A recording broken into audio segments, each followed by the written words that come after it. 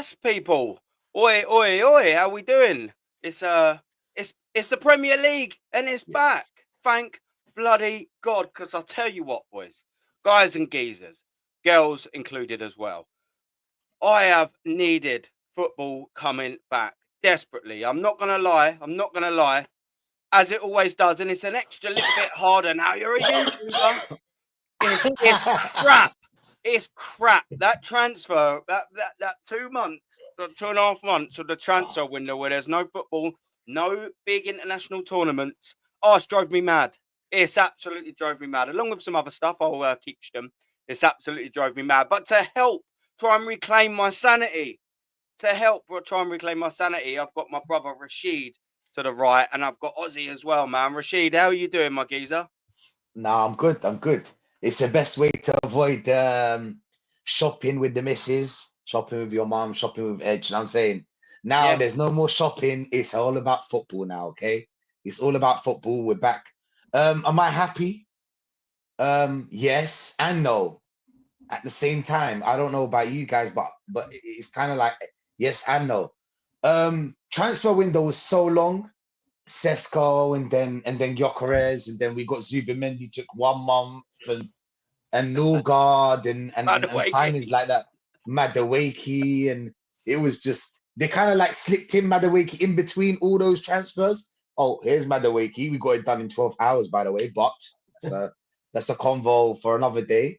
But yeah, I'm happy and I'm not at the same time. I know that Arsenal are gonna drive us crazy this season, especially when you're a YouTuber, okay? You're gonna do the predictions, you gotta do the previews, you gotta do the match reaction and whatnot. It's fun, but it's not at the same time when your team, you kind of know where this team is going. But I'll try not to be pessimistic, people. Do you know what I'm saying? I'll try not to. Yeah, listen as well. Before being an Arsenal fan, bro. that's what I'm saying. But before I bring Ozzy in, yes, listen. We're our thoughts, and I think I'm going to speak for everyone on the panel here, and then Ozzy can jump in. Our thoughts aren't governed by waking out of bed, getting out of bed in the morning again. Do you know what? I'm going to be as miserable as I can possibly be about Arsenal Football Club today. Our reactions, our thoughts, and beliefs are governed by what happens on that football pitch every 90 minutes. If they're crap, we're going to say they're crap. If the football's not good enough, we're going to say it's not good enough. If Arsenal blow Manchester United away today, we're going to go, do you know what? That was unbelievable. We're governed by what we see on the pitch. Ozzy, do you make that right? Yeah, no, 100%, innit? We go by the state of affairs of this football club, and like you said, innit, what happens on the pitch, and to add to that, you know, what they bring in and ship out and whatnot. So people think, oh yeah, we just wake up and think, oh, I'm Arsenal fan, oh, I'm just gonna be miserable. Mate, some of us have been supporting. I mean, I've been supporting this club for a quarter of a century. Some of us less, some of us more. You know what I mean? And people think, oh yeah, we're just a miserable bunch. But like you said, we take it by the state of the affairs of what happens with this football club. Yeah. And we ain't seen shit in 21 years apart through a few FA Cups, which is not good enough. Yeah, facts. It's not good enough. We've all met each other in person, and we're a jolly bunch apart from talking about Arsenal. But yeah, like I said, Rashid said, try not to be pessimistic, but it's hard when you've not won anything serious for about 21 years. Yeah, no, it's facts. And as well, just quickly before we carry on here, I just wanted to say big up to the chat as well. These guys, their links are pinned in the title, so don't you dare forget. If you're not going to smash the like on this stream, that's all well and good. But if you can't do that, can you at least please subscribe to Rashid and Ozzy's new channel, Ozzy's Den. Ozzy's new channel, Ozzy's Den. Yes, you heard it right. Ozzy's new channel, Ozzy's Den. It is pinned in the link. In the title, rather. His link is pinned in the title. Let's start that again. So please, if you can do that, that would be unbelievable. We got Suj, who's just came in with a cheeky super chat. He's absolute legend, our Suj. He's going to be digging me out, I'm sure, in some way or another. Let's have a little read. Big up, Adam. Big up, Suj, Rashid, and Ozzy in the chat. Oh, seems like it might be a friendly one. Hit the likes and subscribe to Rashid and Ozzy. And if you must as well, spoke too soon. Adam as well. Yeah, big up to Suj. But seriously, big up everyone. Big up to Suj. He's our brother from down under. And do you know what? With Suj, we've got Suj that supports Arsenal in Aussie, mate. Do you know what I mean? It's a long way away. That's a long way away. And he gets up at silly o'clock, like all the rest of some of the Arsenal fans that live abroad. We've heard some craziness from Lee Gunner, yeah? Not Lee Gunner, of course. Lee Gunner. saying that you know, foreign fans or, you know, international fans, whatever, want to use their opinions, don't matter. I have personally never heard bigger load of shit in my life than that statement, and I'll tell you for why. It's not like you know, I'm a massive, you know, anarchist for everyone's, you know, everyone's views or whatever. But since I've been doing YouTube, it's made me sort of open my eyes. I've never been closed off to this, by the way. I just want to make that thing, but it's opened my eyes to the guys in America, the guys in Africa's, you know, the guys in Asia, the guys that wake up at silly o'clock. And I've been able to fortunately meet a few of them, stream with a couple of them, have them in my chat. And it's opened my eyes, and I'm like, do you know what? It's not just England. It's not just Britain. It's not just this that follow Arsenal. We've got people like the Suges and many other people in my chat as well that get up at silly, stupid o'clock and probably ruin some parts of their day to watch Arsenal Football Club. And when that geezer said that, and I've been on stream with that Lee Gunner before, and he's come up with some crazy takes, man. But that is just not good enough, I'm afraid. I'm sorry, man. If you're an Arsenal fan, whether I agree with it or not, whether you live somewhere, whether you look in a certain way, bruv, your opinion will always matter. I don't have to agree with it or like it, but it will always matter, man. Do you know what I'm saying? It don't matter where you live and what you look like. That's craziness, bruv. Rashid, I don't want to make it about that, but while we're there, what's your take on that shit? Do you know what it is, Aaron? The reason why, and big up to Tony Claude in the chat as well. The reason why Arsenal are as big as they are is because of overseas fans. Okay, if there wasn't overseas fans, you couldn't buy Gyökeres and you couldn't buy Rice and you couldn't buy these kind of players. You'll never buy them. Yep. So they do play a big part. Do you know what I'm saying? And one time, do you remember when Rice said, "Oh, the real fans are here. The real fans are here." That shit. Do you know why? It's because most of the fans in the world are paying for your salary. They're paying for the player's salary. Yeah. Because let's be honest, you're only as big as your fans are. If your fan base big, why do Man United? Why can Man United go out there and buy any player they want?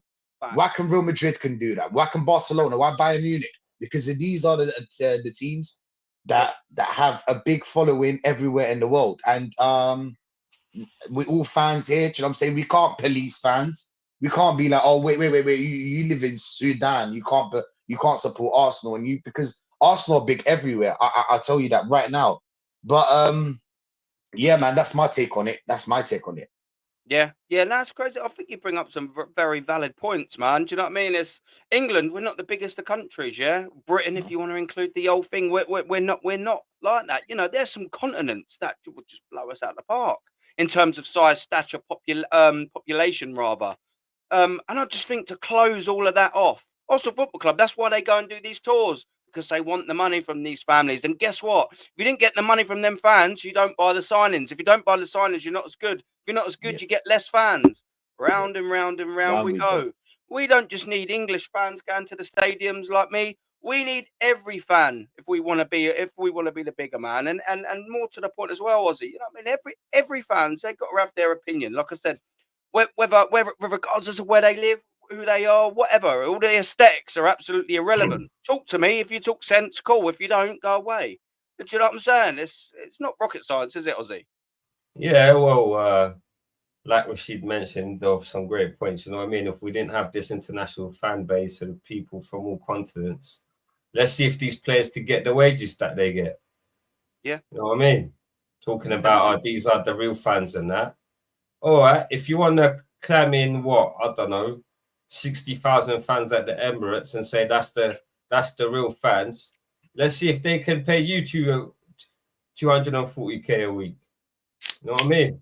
So I think it's some of these players and whatnot, when they start excluding fans and whatnot, I think they should feel a bit ashamed and embarrassed. Because at the end of the day, without the fan base, without the club being as big as it is, you're going to get paid what we dream to even earn in a lifetime. You know what I'm saying? So, you'll be a Burnley. I don't, some of these players get a bit too big for their boots and think, oh yeah, I'm a world, would you guys be global superstars, some of you, if it weren't for the worldwide fan base? You know what I'm saying? So I don't think it's acceptable to kind of say who you say are the real fans or who not. And everyone's entitled to opinion. You know what I'm saying? I mean, I know we come across as the, whatever you want to call it, toxic and negative, or whatever you want to say how it is. But at the end of the day, we still support the club. I mean, and we're all wearing the football tops, and we are spending the merch. You know what I'm saying? And like yourself, Aaron, you've got the classic shirt in the background, and all the rest of them. You know what I'm saying? So at the end of the day, we still contribute to this football club, whether we're positive, negative, or whatever you want to call it in some way. And without us and the people that support their selective football clubs, football wouldn't be as big as it is. Yeah. No, facts, 100%, man. I'm gonna start talking about Manchester United in a bit, but I just wanted that's it. I just wanted to quickly add as well, big up to everyone on Friday, and Aussie came as well. So Oregon, you'll know him as Dow as well. Our geezer, our Oregeezer, as I call him, man. He was down. He was, man. Yeah, our geezer from the other side of the pond. So he was down in England, and he made his sort of way from saying hello to Mama Flossie. Big up to Mama Flossie. From Newcastle, and he come down all the way to London, Shepherd's Bush. And a few of us met up. Big up to Hendon Gooner. He may or may not be in the chat. Maybe rewatch it back. Big up to Binks. We had Don C. There's a new Arsenal channel. We had, of course, me there. Dazza Smoked You in the chat. My chief mod. We come there. Obviously, like I said, Aussie. And we have Binks there as well. Jay Real One, who I think is in the chat, whether he still is or isn't in there. So Jay was there. We had a nice little meet up, a couple of beers, and we were just having a good old laugh, man. So yeah, big up to every single person there, man. I really enjoyed it. And it's always nice to put a face to a name. Do you know what I mean? And just say hello, have a little laugh over a cheeky beer one. Yeah, that's it, man. Come on, Jay. Big up to you, brother. Big up to you, brother. And that's always nice, isn't it? Do you know what I mean? It was good. We stayed there for about 2-3 hours, watched a bit of football, had a couple of pints, said hello to a few people, had a laugh, and went home. Do you know what I mean? Nice and friendly is what it is. Do you know what I mean? It was fantastic. But big up. And I'll look forward to a next one of some sort, however that may or may not look. But listen, man, we'll stop talking about that, because guess what? We have got a biblical, ginormous, huge, possibly not season defining just yet, but I'll tell you what, it's not too far away from being one, because I'll start from this, right? And I've said this, and now I can properly say it again, maybe for the final time, I don't know. This probably is the biggest opener for Arsenal, probably at least in the last 2 decades. It's an opening game away at our biggest rivals. Yes, Tottenham Hotspur are a massive rival, but Manchester United in my lifetime, and I'm talking from that, have been the biggest rivals for Arsenal. And to play them at Old Trafford on the opening game of the season is massive. And it isn't just massive because of the names on the team sheet. It's massive purely because you factor in all the other variables. You factor in Arteta going into his 7th season at Arsenal Football Club. We factor in the fact that he hasn't won in half a decade. No success. 12. Since he's digging. He's digging. Since he won that FA Cup in 2020, he's entered 19 competitions, and he's about to enter into his 20th. And we failed in the previous 19 consecutively at every single hurdle. We've also got to factor in, guys, that we are knocking on that door of £1 billion, not dollars, not euros, not Aussie dollars, Suge, mate. But we are knocking on £1 billion sterling. And unfortunately, sterling was part of that. Spent at this football club. We are also factoring in that We've got our striker now. That's it. The striker's here. The striker's here. Can't get that old thing engraving machine out. Come on, put the name on all 4 trophies. That's it. Gyökeres is in the door. Don't worry about it, boys. I've got you. We're gonna win everything now. Of course, I'm being sarcastic. I'm not that ridiculous. Come on, but most Arsenal fans are. And guess what? We've got 6 players in now. We got Brentford's captain. We've got Mascara that no one knew 3 weeks ago. We got Mascara. You know, I don't mind a bit of Mascara, you know, because he's young. We didn't spend 30 million quid, but still no one knew about him. But we got Norgard. We got Norgard as well, don't forget. And we got Crapper Ariza, but no one gives a shit. Don't worry about that. He's a backup goalkeeper. No one gives a toss about. Paid more than Edison. No one cares. Oh, that's free signings. That's 50% of our transfer business. Now let's go into the better ones. Cool. We got Zubamendi in there. He's so much better than Partey now that he's here. Last season, he weren't better than Partey, though, was he? Funny that. That's funny. And Thomas Partey was our best midfielder last year. Funny that now Thomas Partey is one of the worst Arsenal players of all time. What a crap midfielder. Oh, and let's move up straight away from the Zubamendi. Oh, we got Noni Henry, whatever the fuck people call him. That's the most ridiculous name I've ever heard. Thierry Nonry, was it, or something like that? We got Noni Madueke in there. Nowhere, bro. We got Noni going Noni nowhere. That's it. We got Noni in. Don't worry, another 50 million failure from Chelsea. Cool. He's through the door. We're going to play him on the left-hand side now, where he's contributed 0 goals and 0 assists for Chelsea since he's been playing on the left wing. Brilliant, excellent. I can't wait for him to come in. Or we're going to have him to back up to Saka and still the stale, mould-covered fucking Martinelli and Trossard on the left-hand side. But we've got Gyökeres now. But a system that doesn't support him. Woo! It's a big old game. Oh, and don't factor that in as well. It's not just this Manchester United game away. We've got a big old opportunity to get 3 points. But if we don't or we draw, we've got a pressurised game against Leeds at home. Then we've got Anfield away, match day 3. Oh, and then we've got Nottingham Forest at home. And then we've got Man City at home. And then we've got Newcastle away where we can't even get a fucking goal. Can't even get a shot on target there, let alone get a goal there. What I'm saying is, and I'm going to nicely round this up to bring Rashid in, because I'm losing breath and I need a bit of a sip of my Stella. Do you know what I mean? We are in a massive game today. We just need to get 3 points. However the hell you want to get them, I couldn't give a toss. Just get me 3 points. Today is not about blowing Manchester United off the park. It's not about, I mean, if we do, all well and good. Just get me the 3 points. I do not care how you do it, Arsenal Football Club, whether it's the ugliest win registered in Premier League history, whether it's an own goal that ricochets off of all 11 Manchester United players, couldn't care less. Get me 3 points today. Rashid, what are you saying, brother? Hey, listen, you summed it all up. That long 2 months that it needed to come out. It needed. Do you know what it is? Aaron? We have 6 very important games, and why today's game is so important is because Liverpool and Man City have already won their games. They're already on 3 points. Yeah. So us dropping points today, yes, it's not the end of the world because there's still games to come, but it's a bad start, and we've got 6 games after that. That's going to be tough. Even Leeds. I'm predict a win against the Leeds, to be honest. I think we'll beat them 1-0, but we're going to edge it. It's going to be tough. But today, we've got Manchester United, and like you said, my biggest rival, because, you know, they're about the same age. That's what we grew up on. Tottenham weren't that good when we were young, but yeah. Do you know what it is? Yeah, I'm feeling like today is going to be a very good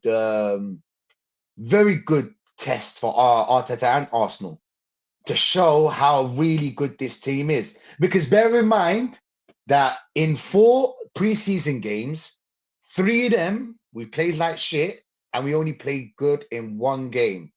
But everybody forgot about the other games because it was the last game. They were like, "Oh, goldfish. Let's go. We're ready. We're ready to go." Do you know what I'm saying? No, plan A worked. That's all it is. Plan A worked. We can't just keep relying on that. But like Arteta said, we're digging. Now it's a mindset now. Digging for gold. You know, you can actually dig and then end up in a fucking sewage. You can end up in a pipe. What if you keep digging and then You smash a pipe and then all the shit comes out in your face. How about that? Rashid, just bruv, my man does a bit of fencing, and he he dug into an electrical pipe and got he got electrical pipe. Shot. Yeah, he got electrical cable and went talar, mate. my mate Lee, his brother said he just see a load of smoke in thing. He was like, he thought it was his spirit leaving his body. You know what I'm saying? But yeah, it is true. Yeah, he was saying the thing is that his analogy saying, "Oh, we keep digging until we find gold." Yeah. You might not find gold. Do you know what I'm saying? You might not find gold. But there you go. Arteta at it again. Every season's the same. Him and his analogies and light bulbs and team talks, and everybody wanted Odegaard to be captain. We asked everybody if you want Odegaard to be your captain. You don't need to ask them. You make the captain. You make the captain. Of course, they're gonna say Odegaard. What are they gonna say? You probably because there's no way around it. If Odegaard doesn't get the captaincy, he'll feel left out, and then he'll create that kind of like, you know, in the dressing room where it's gonna be a bit because Odegaard must be cool with some people there, and it's gonna create that tension. You choose the captain. So when Odegaard turns around, he can't turn around to his teammates and be like, "Oh, bro, you did me dirty." No, Arteta, the manager, wanted it. But that's how you know he's so rattled. Yeah. He is so rattled. He after what Tony Adams said, and by the way, Tony Adams is Arteta out. He's like us. Tony Adams, Thierry Henry, Manuel Petit. These are legends that I like. Do you know what I'm saying? There's other legends that don't want to talk about them, but you know who we're talking about. You know what kind of legend? Martin Keown. What happened? He changed. To him, oh, he changed. Oh no. He's saying something else now. Now what happened? Do you know what happened? Tony Adams is what happened. Tony Adams stood up and looked at him and he was like, "Listen, Keown, you're going a bit too far." Do you know what I'm saying? Okay, I understand. You want the bag. You want the bag. You want the money. But let's not do this. Do you know what I'm saying? Let's not do this, Martin Keown. But yeah, I like what Tony Adams said, man. I was really happy to hear him speak out like that. Do you know what I'm saying? And the way he was like, oh, when they asked him, they were like, "Oh, Arteta, is he a winner?" You can't really say anything because I know that you disassociate yourself completely from Arsenal, but we get what you're trying to say, Adams. It's the same as Thierry Henry when they asked him, and he was like, "This building's quite tall." They were like, "Oh, Arteta's building. Well, this building's too tall. We're talking Burj Khalifa here." Do you know what I'm saying? This is too long. It's taking too long. Seven seasons, £1 billion. And I've got AFTV telling me, "Oh, do you know what? Yeah, if we draw against Man United and we draw against Liverpool and we beat Leeds, that's not so bad, is it?"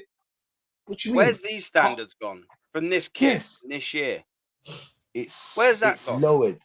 It's lowered. When you ask them, "Oh, when we get this, we want to get this player, what did they tell you? Oh, he won't come to Arsenal. He won't come to Arsenal because of people like you. That's why he won't come to Arsenal." Do you know what I'm saying? But going back to the game, hey, listen, it's going to be a very tough game. We're going to play a low block against. We're going to play against a low block, and you guys know how we deal with low blocks very poorly. And we didn't buy any creative player to kind of like shake that up. Even though we don't really need a creative player, we've got a diamond. Do you know what I'm saying? In Max Dowman, we have a diamond on our hands. Me personally, for me, Max Dowman is ready to go right now. You tell me no, but Rashid, he's 15 years old. Doesn't matter. Doesn't matter. You could be 15 and can be better than a 30-year-old because it's football IQ. It's not about how old you are. Do you know what I'm saying? And I feel like that kid has football IQ, and he has that little something, you know, that flair where like he's the guy that you look for when you have a low block. He's the Unlock that door, innit? He'll unlock it. Yeah. If you're playing side to side and crossing the ball to the box, you know what we're gonna face there today. The good news is that I think who's not playing? Mazraoui and somebody else, Dilip. I don't know. Somebody tell me. But yeah, man. My opinion is like it's gonna be a tough game today. But let's hope Arteta proves us wrong. Do you know what I'm saying? Let's hope he can do more than just give stupid analogies and stupid team talks and stuff like that. And it's just, oh my God. Do you want to play Champions League? Do you want to play Champions League? Please, Arteta. I don't want to hear about it this season. Yeah, Martinez and Mazraoui's out. Martinez is always out, but Mazraoui's not playing today. And Mazraoui is one of their better defenders, one of their better defenders. So hopefully Gyökeres bags. Do you know what I'm saying? Yeah, hopefully Gyökeres bags. Because we don't want the Arteta fans, top gooners, turning around and being like, Aaron, you wanted Gyökeres. Because now, do you know, if Gyökeres doesn't do well, best believe they're going to turn around and tell you wanted him. But if he does do well, they won't say anything. They wouldn't be like, oh, Aaron, you wanted Gyökeres, and do you know what? Fair enough. We wanted Sesko. But that will never happen. But yeah, man, that's my thoughts on the game, man. Yeah, it's going to be a tricky one. What's your thoughts, Ozzy? Come on, man. Talk to me, geezer. It's a big old game, isn't it, man? Yeah, no, you know what it is? This like yourself mentioned, that this for me is our biggest rivalry in the whole, Premier League ever. It's bigger than Tottenham, Liverpool, whatever you want to call it. I mean, I know Tottenham, they're classed as us because we moved and whatever, whatever. But I don't class them as big as Man United. The sad thing is, we've not matched that rivalry for how many years? You know what I mean? Man United, they were competitive for so long. They're falling off a bit. Yeah. But people tend to forget, within this Lego Heads tenure, they've won more trophies than us. And people get to this, United are crap 17th and whatnot. They've been to more finals and won more trophies, guys. So don't forget that. Yeah. They might. And the problem is, we've fallen so far down the pecking order in terms of, being one of the, the top clubs in the Premier League, where we was there every season, there or thereabouts. And people are saying, oh, we're there or thereabouts now. But it's been 21 years, you ain't won nothing. You know, Man United have got what is it, 13 Premier League titles, if I'm correct? What's that? Yeah, 13 Prems, yeah. Prems, well, altogether, I think is, if you include all of them, is about what? What, as in Arsenal's how many trophies we have? No, but like with Man United, I think they got 19. They got 19, and we got 13. So yeah, they got as many 19, Premier League 30. Titles as we've got overall titles in 39 years. I mean, it's embarrassing. So like that's what I was getting. Like that just proves my point there, that we're not on the same level. We did class ourselves at the same level at one point, but realistically, people are not going to like me saying this, but we're more on Tottenham's level than we are Man United's level, because we've allowed the standards to fall. Now, people say, if you accept, you want us, you carry on as Arsenal being a big club, because we want to uphold the club to the standards that we grew up on. The problem is, the majority of the fan base have been sucked into this narrative of this PR that keeps peddling, and we're doing this, that, stadium, blah, blah, blah, blah, blah, blah, 1,001 excuses. And we've allowed the great club as Arsenal not to be off those levels. And sometimes people say, well, you ain't won nothing for 21 years or any more trophies. You can't be carrying yourself as a big club. Yeah. The problem is, we want to carry on those standards. We're not accepting of that. We're not accepting of, not winning nothing for 21 years and finishing just top 4 and competing or being thereabouts. We want to win. If we came second, we win it the following season. Like you said, the standards of the top you're wearing, Aaron. In terms of, it. I'm saying? Those guys didn't accept being second. Those guys were flipping fuming when we came second. You know what I'm saying? Those great legends that played in that great kit. Not these Mickey Mouse guys that play now and earn stupid wages and think, you know what, if I'll just turn up and, just play it, do a 5 out of 10, I'll be all right. Where's Where's the passion from these players? Where's the will to win by any means necessary? You know what I mean? We don't have those so-called players that say, listen, I want to win regardless of the circumstances. We don't have that. In regards to the game, to be honest, I think it's going to be very cagey.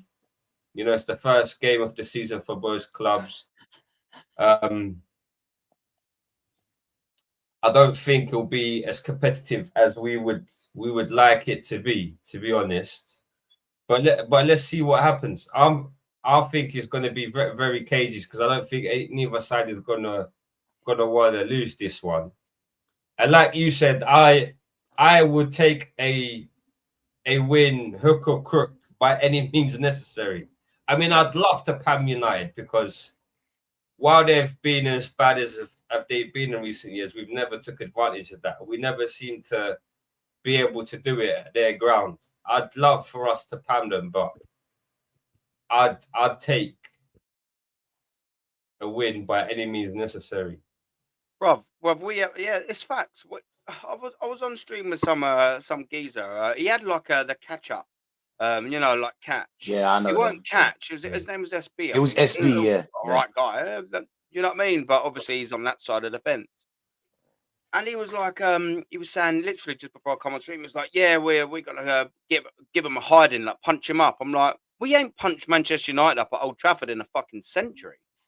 Like, look, that's not me just lobbing a big word out or a century. Oh, that's such a long time. Like, that's pretty much how long it's been since we went to Old Trafford and beaten by a 3-goal margin in the league.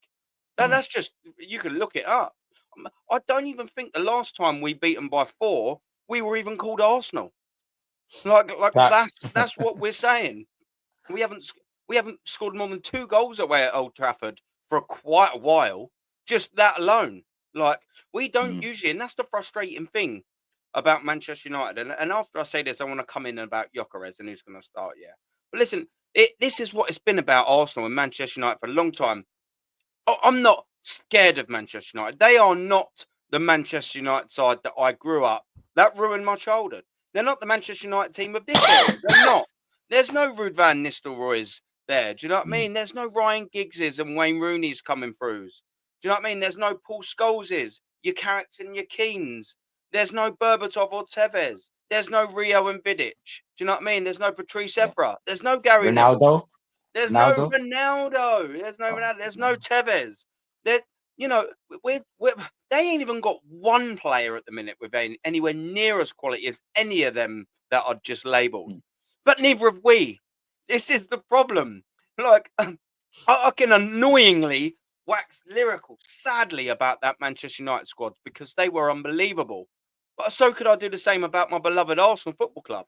Now, look, when you it's going to be funny when we see the starting lineups because I said this last year at Old Trafford. Look at the state of the lineups. Bruv, last year, obviously, when, in the season of 2025, I put something to Lee Gunner and I sent him a message and I went, look, the FA Cup final in 2005, look at the lineups. And now look at today's lineup. And that was, I think, at Old Trafford. And I was like, wow, look at them players, bruv. You got Thierry v. Ruud. Today, maybe you might have Victor Gyökeres versus a bit of Benjamin Sesko. But last season, you had Havertz versus who? Zerkamp or Højlund. What's going on? Listen, man, it tells me nicely into that striker bit. We've seen Gyökeres. He's been in the door, yeah. He played sparing minutes against Tottenham, sparing. He played some decent minutes against Villarreal and Bilbao. Who's going to start up front today, Rashid? Because I hope I'm not saying the name Kai Havertz. Oh, what's that? I just said the name Kai Havertz. I'm very, very, very sorry about that, chat. You know exactly what's coming. 39. Come on.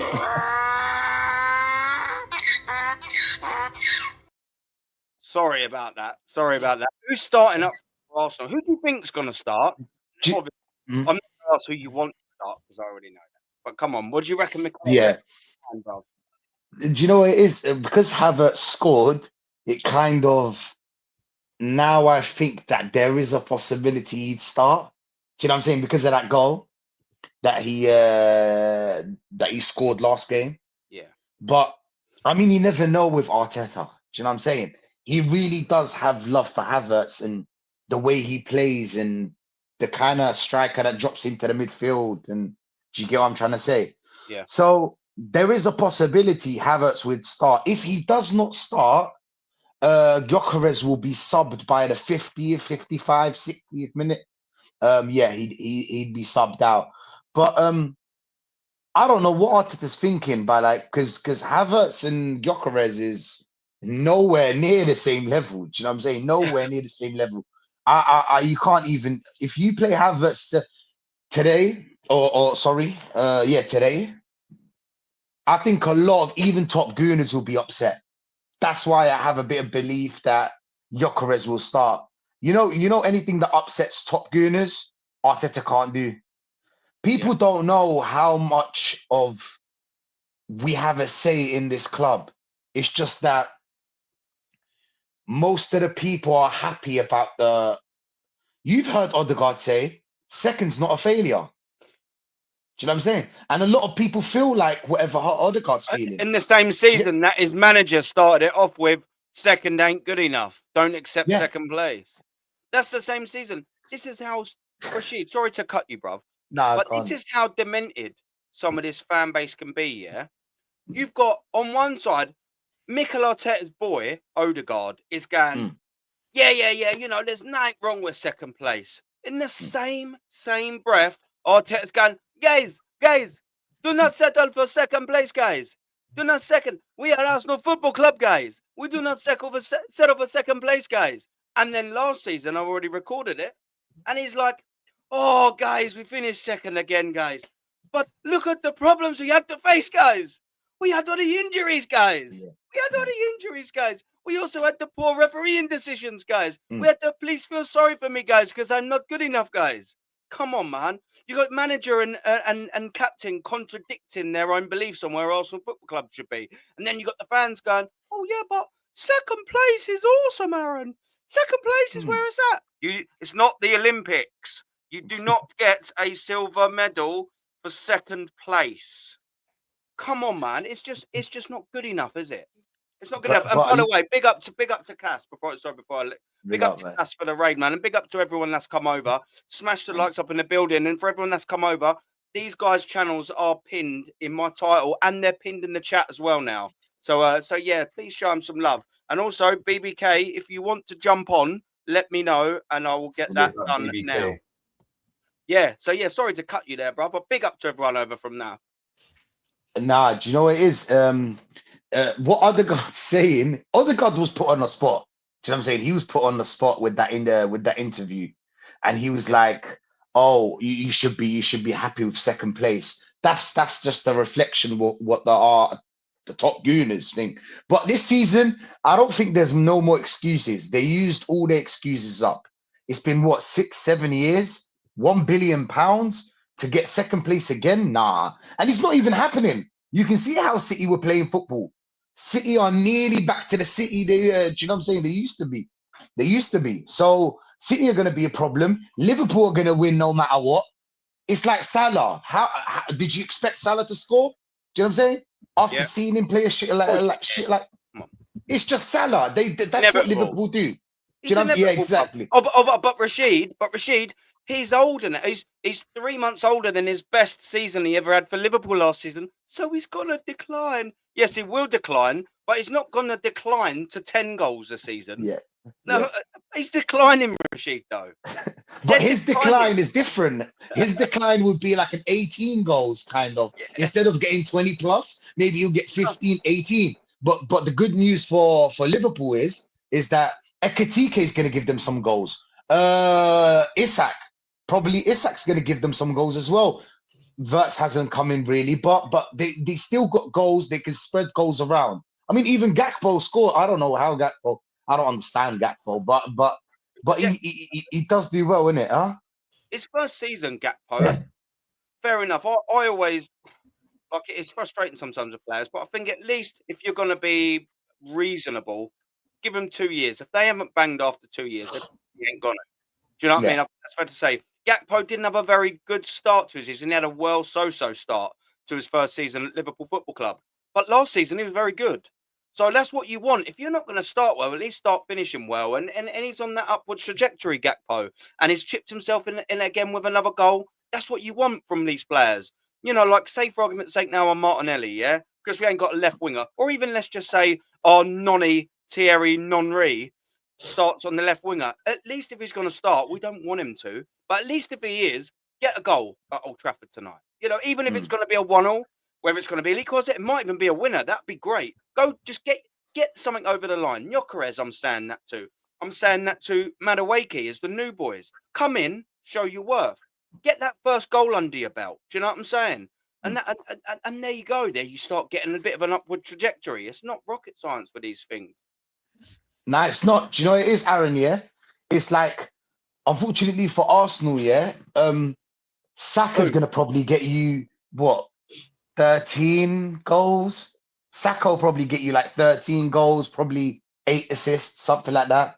We don't have that player that scores you the 20 plus goals. Hopefully Gyökeres does. But in my opinion, with this system, I don't think he'll get 20. In my opinion, of course. Guns thinks he'll get 20. A lot of the man in It's the Gyökeres, team. you mean specifically? Yeah, Gyökeres, yeah. I'm talking about Gyökeres league now. goals, and as well, just to make goals. sure everyone that league goals, yeah. Premier League goals, yeah. He not overall. He needs to come in and get 20 plus league goals.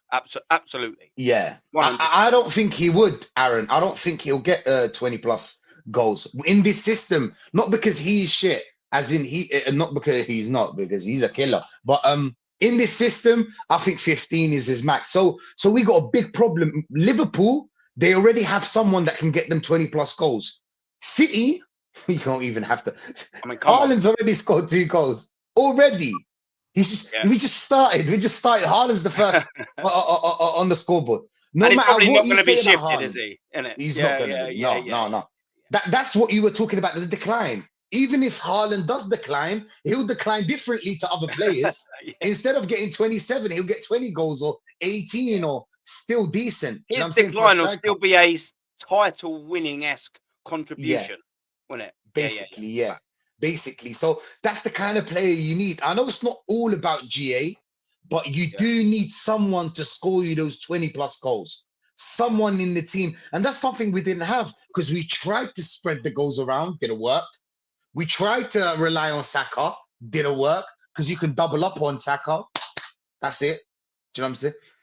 So I hope that Gyökeres can be your 20 plus goal man. But in my opinion, it's going to be a tough one. I'll be real. Yeah. What are you on? Yeah. I'm sorry.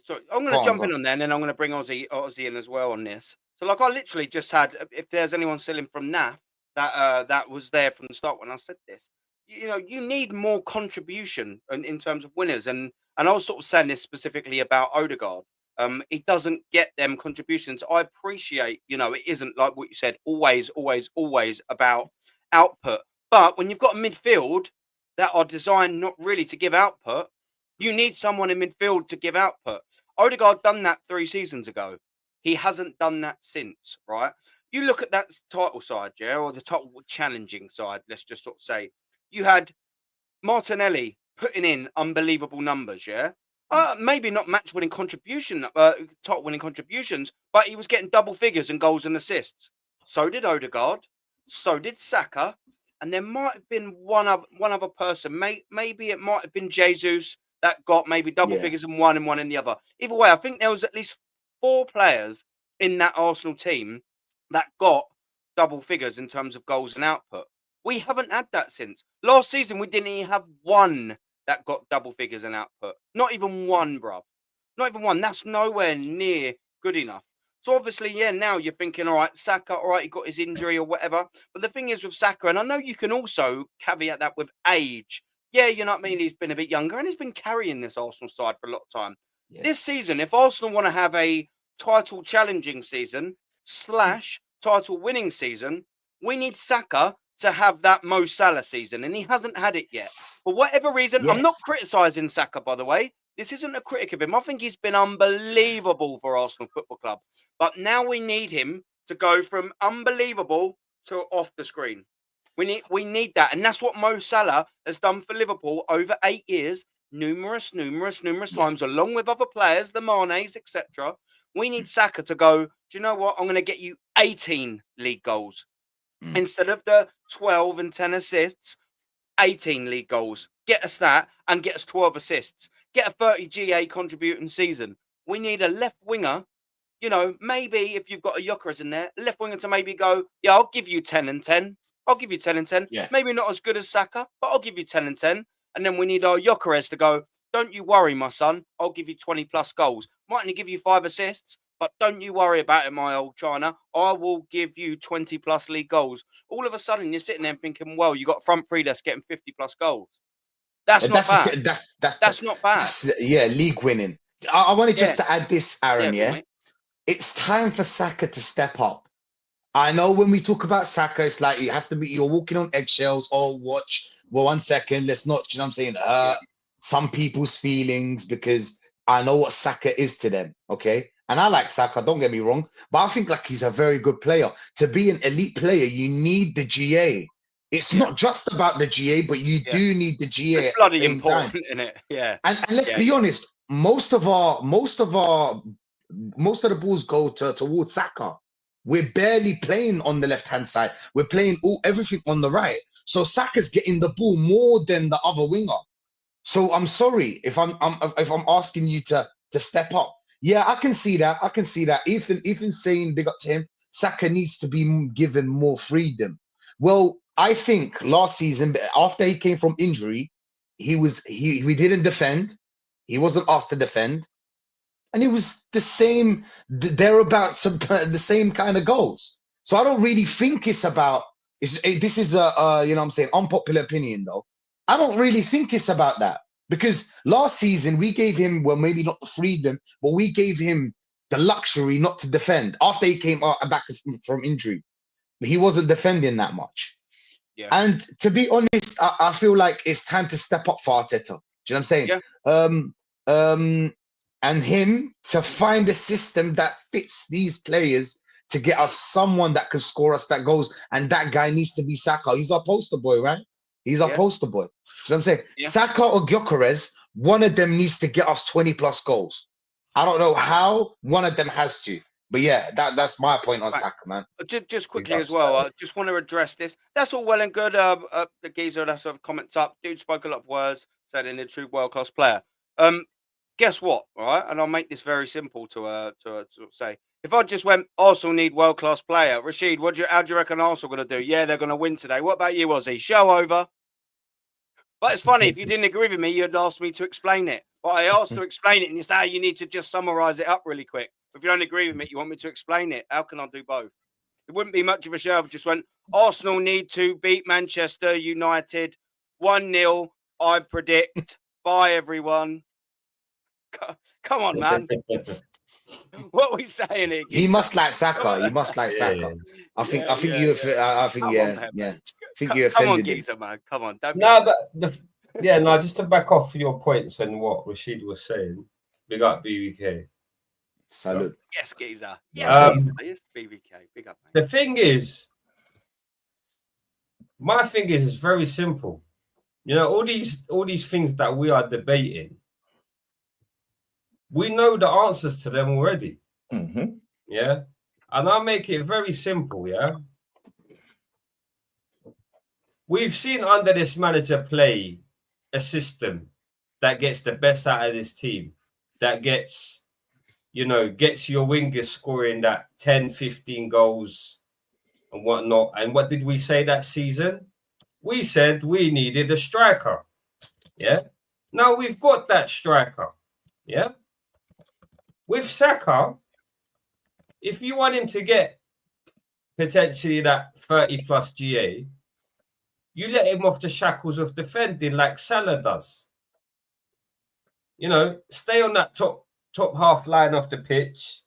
Don't track back too much unless we're trying to defend and you know what I mean? Like you might get that odd game, stupid decision, 10 men and you're 2-1 up and whatnot, and you've got to kind of, park the bus. But my thing is very simple, yeah?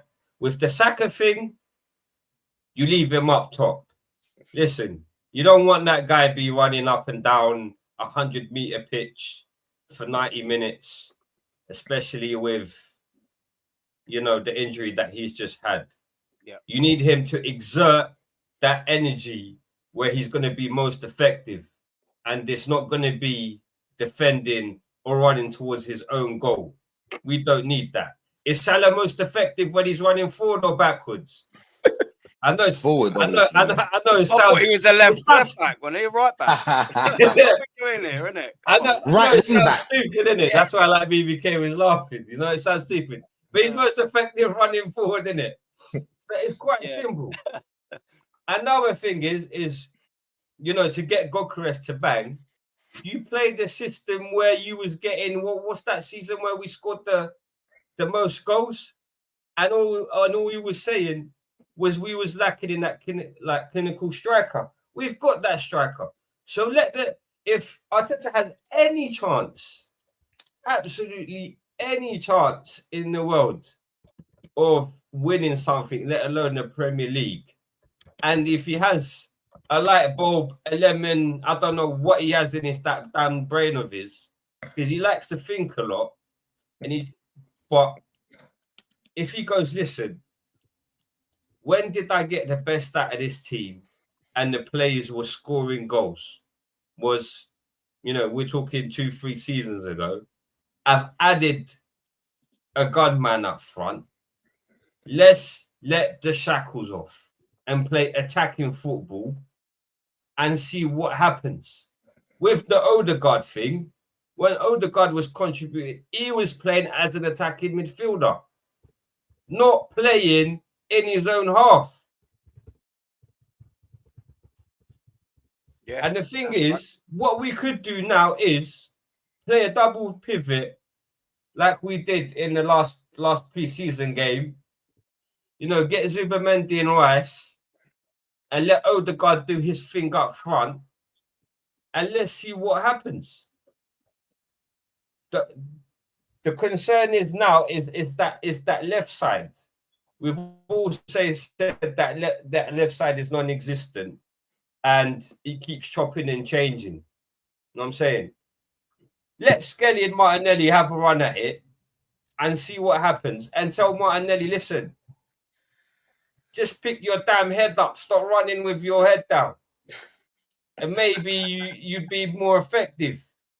But it's like these simple things that we see on the pitch with players, and this manager can't rectify it, is what is annoying. You know what I'm saying? Yeah. He's so regimented in the way he is. It's like he can't change it. You can change things with. I don't know if he got told when he was doing his coaching by his in-game tactics, because this guy doesn't seem to know what in-game tactics is. I'm fine of, you know, going 2-3-0 up, and if you want to play this pragmatic football, go ahead, but don't play it when you're 1-0 up and you still got 70 minutes in the game. It don't make no sense. It don't make no sense at all. If we was playing the football that we was playing, where we was blowing teams 3-1, 4-1, 5-1, go up 3-1, go up 4-1, and then all right, say, listen, guys, just manage the game. Yeah, we don't need to attack so much. Keep the ball and just move it around. It's not that very difficult. But with this manager, he's played 3 different types of football in 3 seasons, still trying to work out a winning formula. The thing is, he needs to do it within games and change. You can't just play one system for every game against the same opposition. It doesn't work. You don't win that way all the time. You can't set up the same way for games when you're playing a Sunderland or an Ipswich, the same as you're playing a Man City. But he just seems to think, oh, I'm going to play this way, and that's it. Facts. Yeah. Well, it's a frustrating thing, isn't it, man? Totally agreed. Look, But for me, like I said, it's very simple. You let the shackles off. You play attacking football. You let the plays that were being effective attacking, let them do the attacking. Let the guys defend that do the defensive jobs, and manage the game depending on how it's going. You go 2-3-0 up, you play defensive. Yeah. Not to play defensive when you're 1-0 up and you've got 70 minutes to go. Yeah. No, I'm fucking facts. Listen, man, brother Rashid's got a bounce. Oh man, thank you. Oh, sorry, my bad. BBK. You're letting Taron down. That's not. I'm not happy with that. Yeah, I feel some type of way. I'm You know when you walk in, somebody get up. Hey, man, we gotta go as soon as you walk in the room. We're like, whoa, are we okay? Yeah, what happened? There's an issue. If there's an issue between you, I'm joking. Nah, you know what? I love listening to you guys, man. I always do. All the team, the whole team. You know what I'm saying? You, yourself, BBK, you know what I'm saying? Hopefully Ozzy as well. Big up to everyone in the chat as well. I need to run. I'm so late. So late. Big up to everyone. You jog off, my brother. Enjoy. Love. have a good one. And all of that, brother. I'll see you guys later. Always, man. And for everyone in the chat, Rashid's link is pinned in the title. Same as Ozzy's as well. Smash the likes up for this stream, of course. And what I've done is I've pinned Taron's in the chat. So come on, man. Show the geezer some love down here, man. We love a bit of BBK Sports. Taron's an absolute geezer. And I think this might be the first time you've been on the channel, is it? Yes, it is. I think it is. So, boom. Thank you very much for coming in, man. Absolute pleasure, of course. We're talking Arsenal, Manchester United, of course. We sort of talking initially about whether Kai Havertz or Victor Gyökeres is going to start, because you never know with Mikel Arteta, do you? He can do some wild things, man. Yeah. But yeah, just so you can run up the space. Start off with the Gyökeres thing. Start off with however you want. How do you think the game's going to go, man? Do you say your piece, brother, and I'll listen. It shouldn't even be a question. The fact that this is even a question annoys me. You know, and that's the truth, because we can't sit here with any degree of conviction and say that Gyökeres is starting. Yeah. It might be a 60-40 or a 70-30, but there's a chance that Havertz might start, especially because he scored. And I really think if Gyökeres had not scored against Bilbao, he would have started Havertz, especially if Havertz came on and did what he did. Because to be fair to Havertz, as much as I malign him, he probably scored the best goal of the bunch of the three. But it shouldn't even be. It was quite surprising for him to make that.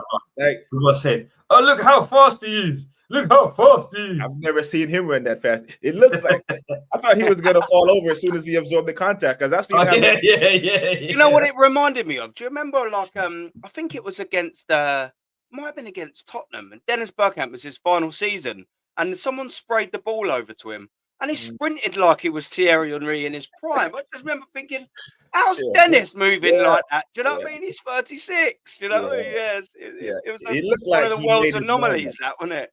It looked like he made his mind up at halftime, say, "I'm gonna score this football." And in that capacity, Kai Havertz is actually useful. Big up to Shane the Legend. He's actually useful when we're up 2-0 and we're flying. He can come into the game and contribute, because if it's 0-0 or we're down 1-0 and it's a close, I don't trust him, because I've seen him get one in the close Man City game and put it wide. But when we were up flying 3-0, he drops his shoulder and puts it in the far corner. The Manchester United game, oh my days. Has there ever been this much pressure on a match week 1? Because we've said many, many moons ago that this could be another City pool. And based on their performances, them men have laid the market out. Hey, Liverpool scored 4. City's like, okay, I see your 4. Here's 4. Arsenal, your turn. And I'm not sure we can do it. I think Ruben Amorim will give him a problem to solve today. And do I trust him to solve it? I don't. Not with a whole lot of confidence. In the excuse express is already out. You know, that's what I call it. The excuse express has laid down the marker. When I don't know when the interview was done, but I was made aware of it yesterday when the captain was speaking and said second is not a failure. I don't think that's an accident. I think that's a deliberate message from the club, laying an excuse down from now. So when we do be second or thereabouts, Well, we said before we even kicked the ball that this is probably our level, you know, and the fans are already doing it. They've already, I said this many, many moons ago that as soon as Eze doesn't come to Arsenal, the Arsenal fans are going to say, well, he's shit. He's too old. Yeah. Doesn't have any ambition for going to Tottenham. Wait a minute. Any ambition? Tottenham can offer him Champions League football. They have a big, pretty stadium. They just won something. And we weren't really in for him. The player was on sale. A release clause is literally the player is on sale for a price that doesn't need to be negotiated. And we let the release clause expire. That was the red flag. That's Eze and his camp looking like, brother, these men really don't want you.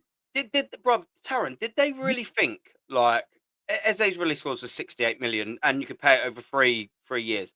Did they actually think in allowing that to expire that they was actually going to get him for a lot cheaper? Because all that's happened, like, you was at least, I'm sorry, considering he's English, considering he's played in the Premier League for a long time, like, he's one of ours, really, you know what I mean? He came from us. Do you really think you was going to get him from a rival London club for anything anyway less than 60 million? That's the minimum negotiating point from that.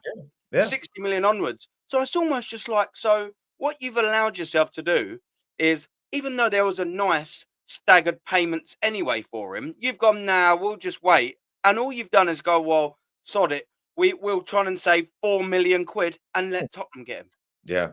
I mean, that is just baffling to me. It is backwards. Baffling. And this has, if it's a crime scene, it has Arteta's DNA and his fingerprints all over it. Like, smoking gun, they say, isn't it? Smoking gun. But Arteta is not doing this. Like, he is not doing this kind of badness. He's worked at a higher level than Arsenal and have done better deals. Right? This is the guy that signed Rodri and Partey and all these players. So the thing is, if you're Eze, even if you want Arsenal, even if you admire Arsenal, play for Arsenal, or a fan of Arsenal, you go where you're celebrated, not where you're tolerated. If Arsenal don't want you, you don't go there. As soon as James Maddison pulled up, that's the first thing that went through my head, Aaron and Ozzy. Because now I'm thinking, how does this affect Arsenal? We've seen the guy who wears the number 10 shirt who's available and on the market. Daniel Levy at least owes it to his fans to ask the question. If he asks the question and he goes there, fair play, because we did not make the effort to get the player that clearly moves the needle for us. 100%. Just quickly before you jump in there, Oscar, I think you was going to say something there. Big up, boy Dio. He's always been a regular of the chat. Big up to you, my friend. He's saying, come on, Aaron. You know the club was never going to spend the money for Eze. They spent a Madueke in Norgard. Hard to make the sales to get Eze over those two signings. Yeah, bud, look, I've never sort of believed really that we would sort of be getting these players, but it still doesn't stop me from wanting them, demanding them, expecting them. If we're going to be moving like a big club, I mean, Liverpool probably didn't expect to do what they're going to do, and look what they've done. They doubled down. Arsenal have just met the minimum base requirement. So yeah, while I do agree with you in your assessment, yeah, I don't think we was ever going to spend the money, and I actually agree with you as well. Yeah, but we need to make sales. The very fact that Arsenal Football Club, boys, have got to the 17th of August, and the only sale we've done is ripping up the contract of Tomiyasu. I mean, I'm sorry, that is just madness. But listen, yeah, like I totally agree. We probably could be having an Eze or someone through the door if we'd made sales. But my point is never really 100% what I believe that they're going to do. It's what they should do, and they're two totally different things. Dio, Arsenal Football Club, if they want to compete with Liverpool and Manchester City this season, should be signing Eze because he's a massive upgrade on Odegaard. Arsenal Football Club should be signing a Rodrigo-esque left winger because is a massive upgrade on Trossard and Martinelli. And then you go, do you know what? If you get them players in there, Madueke on the right wing as a backup to Saka, whatever. But the very fact is we haven't done it. It's a very, very, very frustrating thing. While I believe, did I ever believe if we'd have got Rodrigo and Eze, Arsenal spending would be over 300 million? Did I ever believe that? No. But then you also, and not you, by the way, Dio, then you also get criticised by other Arsenal fans for going, and it's ridiculous when I say it, and then, yeah, but we've spent 6 players. All right, cool. Well, how about not sign fucking Norgard? Then how about not? Do you know what I mean? It's not our fault we spent 200 million quid in. The only thing, how about not sign Madueke? Norgard and Madueke. There you go. You've got your Eze money. Job done. Finished. Ta-la. There you go. What we saying? That's not rocket science, is it? Do you know what I mean? And then bringing an Eze on top of it once you've made other big sales. But we've done none. We've done neither. All we've allowed ourselves down to, and this is a big criticism that I've faced, and I've argued with the likes of, I've not really argued, that's an unfair overreaction to say, but Terry Flewers. I've disagreed with him live. I've disagreed with a few other people like that live. That gone, it doesn't matter what order the signings come in. Mhm. That's a load of bollocks. Yep. That's an absolute load of bollocks. Why is that? Because, oh yeah, we'd probably have Eze in the door if we didn't have Madueke in the door. That's just a minimum example. Who else was in for Madueke, by the way? Who else was in for Madueke? Oh yeah, no one. So almost you're telling me that Madueke deal could have just been put on the fucking back burner then, yeah? Yeah, because no one else was in for him. His value weren't going up or down, playing every game or most games in the Club World Cup and not scoring or assisting, by the way. So his value weren't going up or down. It had just been sat there. But what did Arsenal Football Club do? Nah, we'll just get Madueke in through the door. We'll get a backup right winger and fucking skint ourselves so we can't sign a starting 10 or a starting left winger. That is fucking spasticated. So it does matter what signings order they come in. Get your big deals in the door earlier. Get Gyökeres in the door. Otherwise, there wouldn't be a debate as to who's going to start him or Havertz. Why is there a debate? Well, one, because Arteta's a moron. And two, because Gyökeres hasn't had the minutes yet. He hasn't had the minutes that Havertz has done. So then that wouldn't be a debate if he'd have got the minutes. And there wouldn't be a debate because he'd have been in the door earlier to get the minutes in pre-season. It's not rocket science. It's not difficult to comprehend. And then throw in your Norgard for a 10 million. Oh, who else was in for Norgard? No one. No one. If you told Norgard at the start of the season, go, do you know what? Stay with Brentford. Stay with Brentford until the start of the season.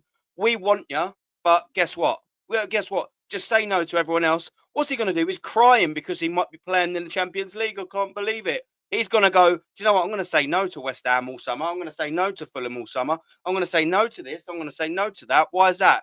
Because Arsenal's promised him. So that's another deal you could have put on the back burner. Where was Mosquera going? Nowhere. So we've spent all our dough, spunked it all on semi-par average players. Oh, and now we can't get the big boys in. That actually improved the team. It's not hard, is it? Come on.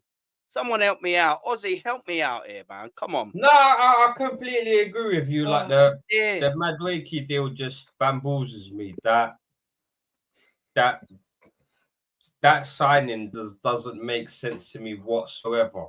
Like I don't care. I can speak to 50,000 or 1 million Arsenal fans, and I'll hear all their points, and I still wouldn't accept it in any way, shape, or form. Big up Views, by the way. Big up for the raid as well. By the way, make no sense. I mean, jump on if you want. The thing is, with this 6 signings, what we've done is added quantity over quality. And my thing is what you really should do is add quality on top of quality, because what we need is more quality than what we have. And then put those players that you already have on the bench. Now, no one can tell me with these 6 players, apart from Gyökeres, we've significantly improved our squad in terms of a first 11. We haven't. We might have more players, but realistically, if you look at the players that have left, we've not really added that much quantity either. Yeah. I mean, Tomiyasu's gone. Jorginho's gone. Partey's gone. I can't remember anyone else who's left. So realistically, they said 6 players. This realistically is about 2 or 3. But we've just brought in players for bringing them sake, most of them. Yeah. My thing is like what I ideally would have wanted in my ideal kind of scenario is you bring me a Gyökeres that demotes Havertz to the bench. You bring me an Eze and that demotes Odegaard to the bench, and you bring me a Rodrigo that can play right and left. So you don't even need him out of way. And you either sell Trossard or Martinelli, and the other one gets demoted to the bench. Automatically, you've improved 3 positions, and you've got 3 backups that generally were first team players but are now backups.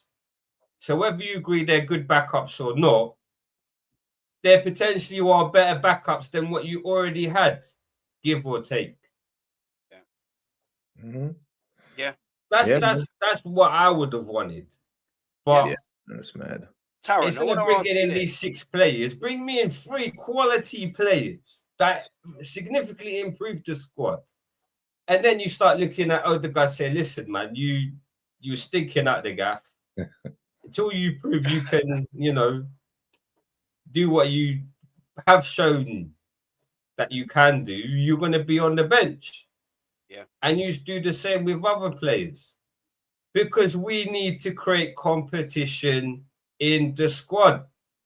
And the thing is, we still don't have it in certain players. Now, name me, I don't know, 3 positions in the squad that you can say, do you know what? I'm happy with that. He plays first, and he's the back. It's only right back for me. Yeah. That's it. That's it. 100%.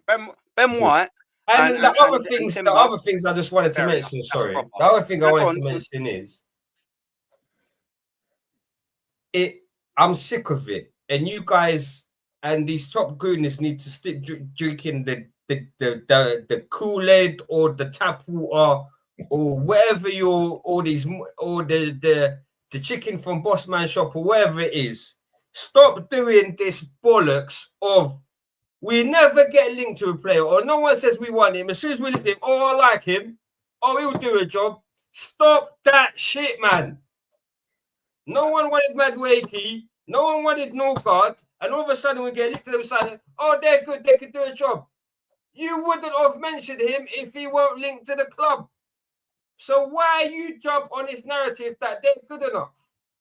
Another point I wanted to add is, if these players are so good enough, compare them to the squads we're competing against, Liverpool and Man City. Would they get into their squads or bench even? No, they wouldn't. So why do you think these players are good enough for us when we're trying to compete against these teams that these players wouldn't get into those squads? It don't make sense.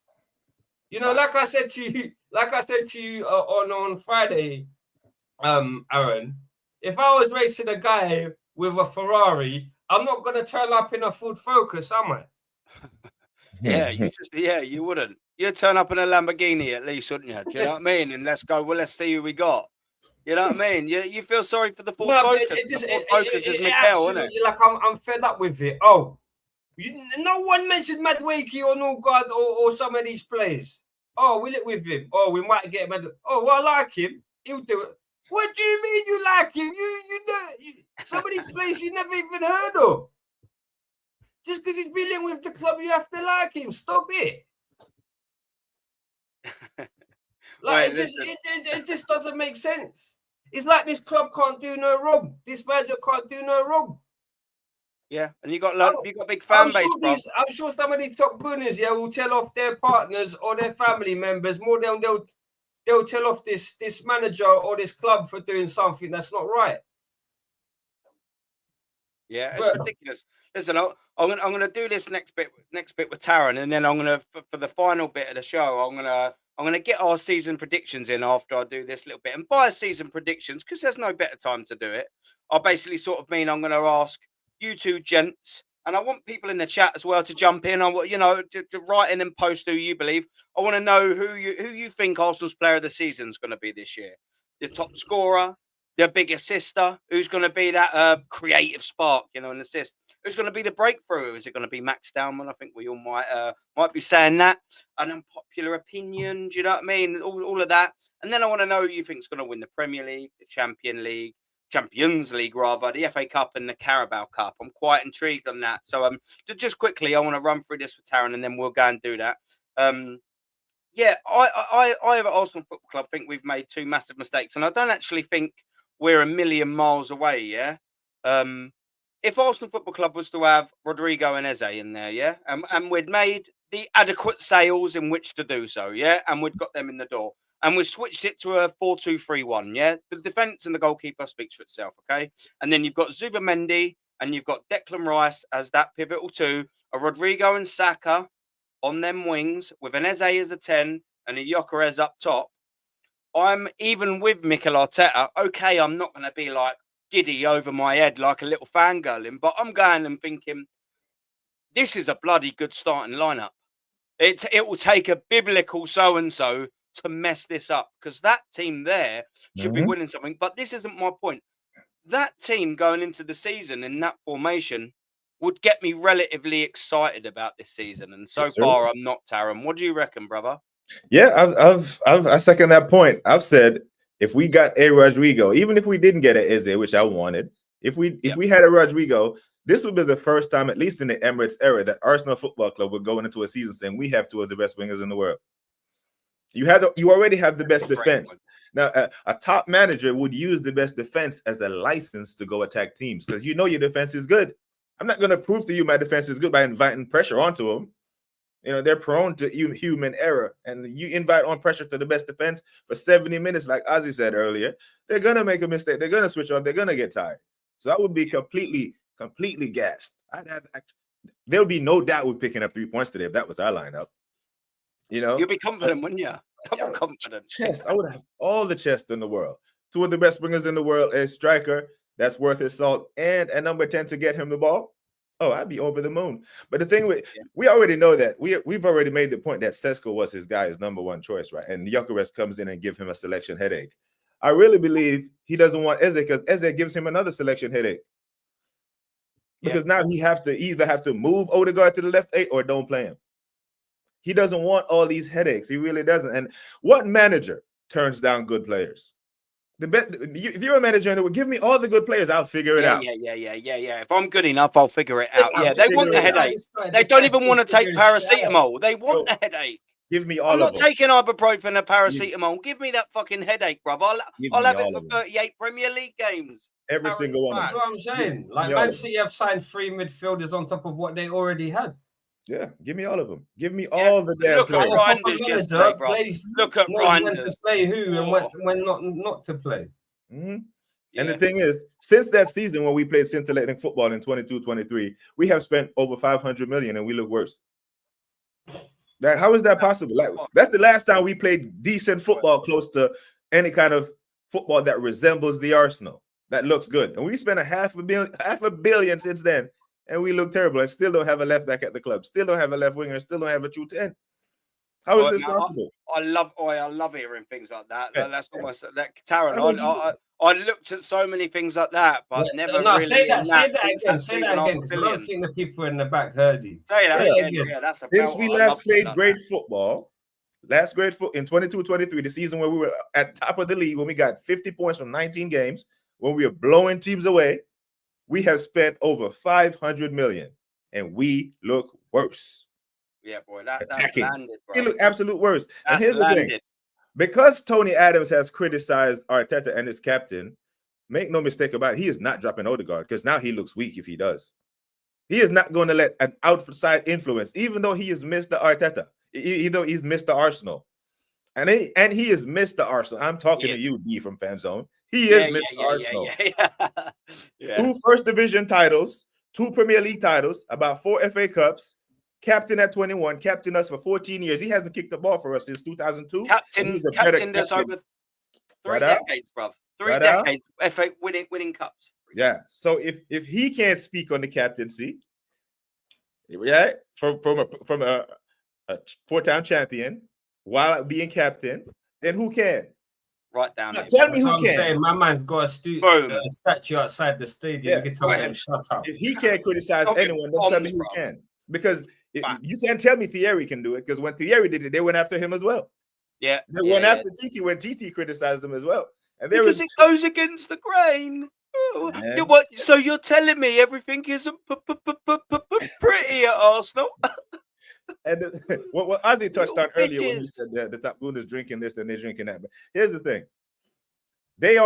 You have the bottom gooners, the top gooners, you have some of the people in the middle who are saying, okay, I'm going to give him one more year. Okay, I've seen enough. You've seen enough. We've all seen enough. These people actually think they're going to see something in year 6, go to year 7 that they need to see in year 5, year 4, year 3. He's not going to, this is who he is. He has shown this is who he is. He is not saying that's what I'm saying. This guy's been here since 2019, man. It's coming up to 6 years in December. Yeah, almost like Eze's a good player that can score goals in difficult away grounds.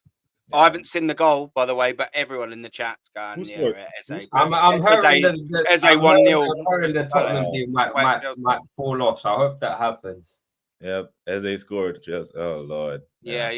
And by the way, a couple of checks. I'm unable to. You should have celebrated like this. Yeah. Send a message.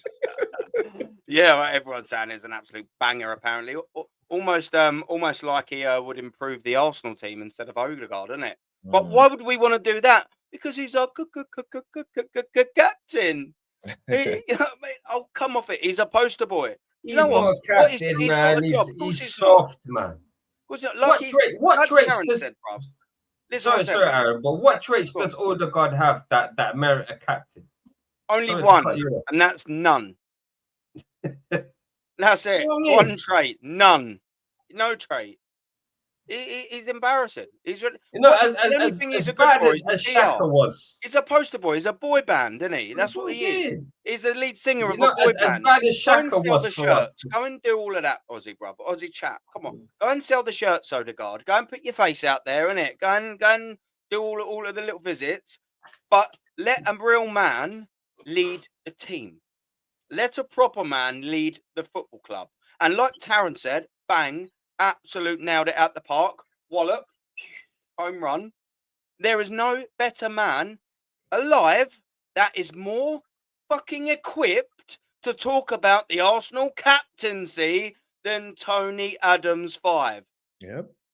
6, rather. Wow, biblical thinker. Yeah. Do you know what I'm saying? Do you know what I'm saying? Been there, done that. If there was a picture of a person that's called been there, done that, that's him. He's been there and he's done it. He's highly qualified to speak on this issue. Yeah, you guys, that some of you don't even know about him. Make sure you go read on your history. Yeah. Just Google the famous back four. Now, if you think our defense is good now, Google the famous back four with Lee Dixon and Nigel and this guy, and you will see. Do your research, people. You had obviously before in the end, you had obviously the back four with Bold and like you said, you had Winterburn, Dixon, Bold, Adams. But on the earlier side of it, you had David O'Leary, and then on the other side of it, you had Martin Keown.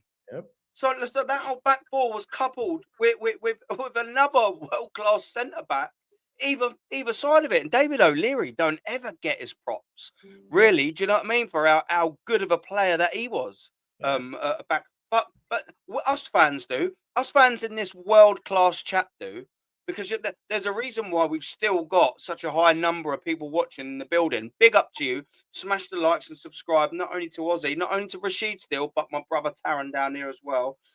His link, this gentleman down here, his link is pinned in the chat. Ozzy's is pinned in the title along with Rashid's. And of course, mine, I think I had a little check. I'm 70 away from 2K. So if you haven't smashed the subscribe button, come on, man. Come on, guys. What are you doing, man? Hit the subscribe and hit the like button. What are we doing here? Well, come on, man. Let's get this up to 2K. Do you know what I mean? Let's get it up to 2K. Probably not in this stream, of course. But you know, you can do your bit in this stream. What are we doing here? Come on, man. Pay the rent. Come on. But listen, we've got obviously like a Tony Adams, like you're saying, he's well equipped to do it. We've got a lot of people in the Arsenal fan base, not our world-class fan base, that just don't even know who David O'Leary is. They're like, who? Who's he talking about? Was he a striker? No. They probably don't even know most of the Invincible squad. They're probably going to even name the starting lineup. Probably don't even know who the other guys were in the background. Your Pascal Zegons. Who was that? They probably don't even know who the Thomas Rosickis were. All they do is know anything from 2019. The ones that were sold are the worst thing in the world, and the ones that are still here, the best thing in the world. Yeah. It's not rocket science. Who's that? Who is that? Burkamp? Burkamp? Burkham? Who's that? Oh, only one of the most influential players in Arsenal Football Club's history. That's all.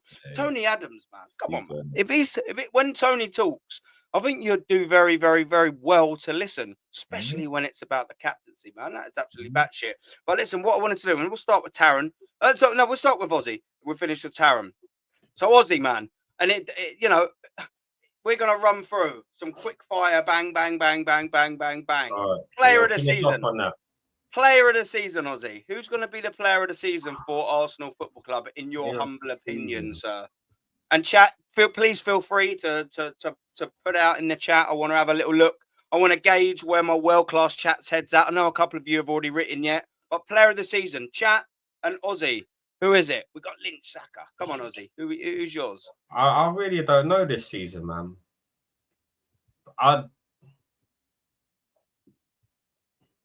Come on, no fence sitting. You know what is? I'm gonna say. I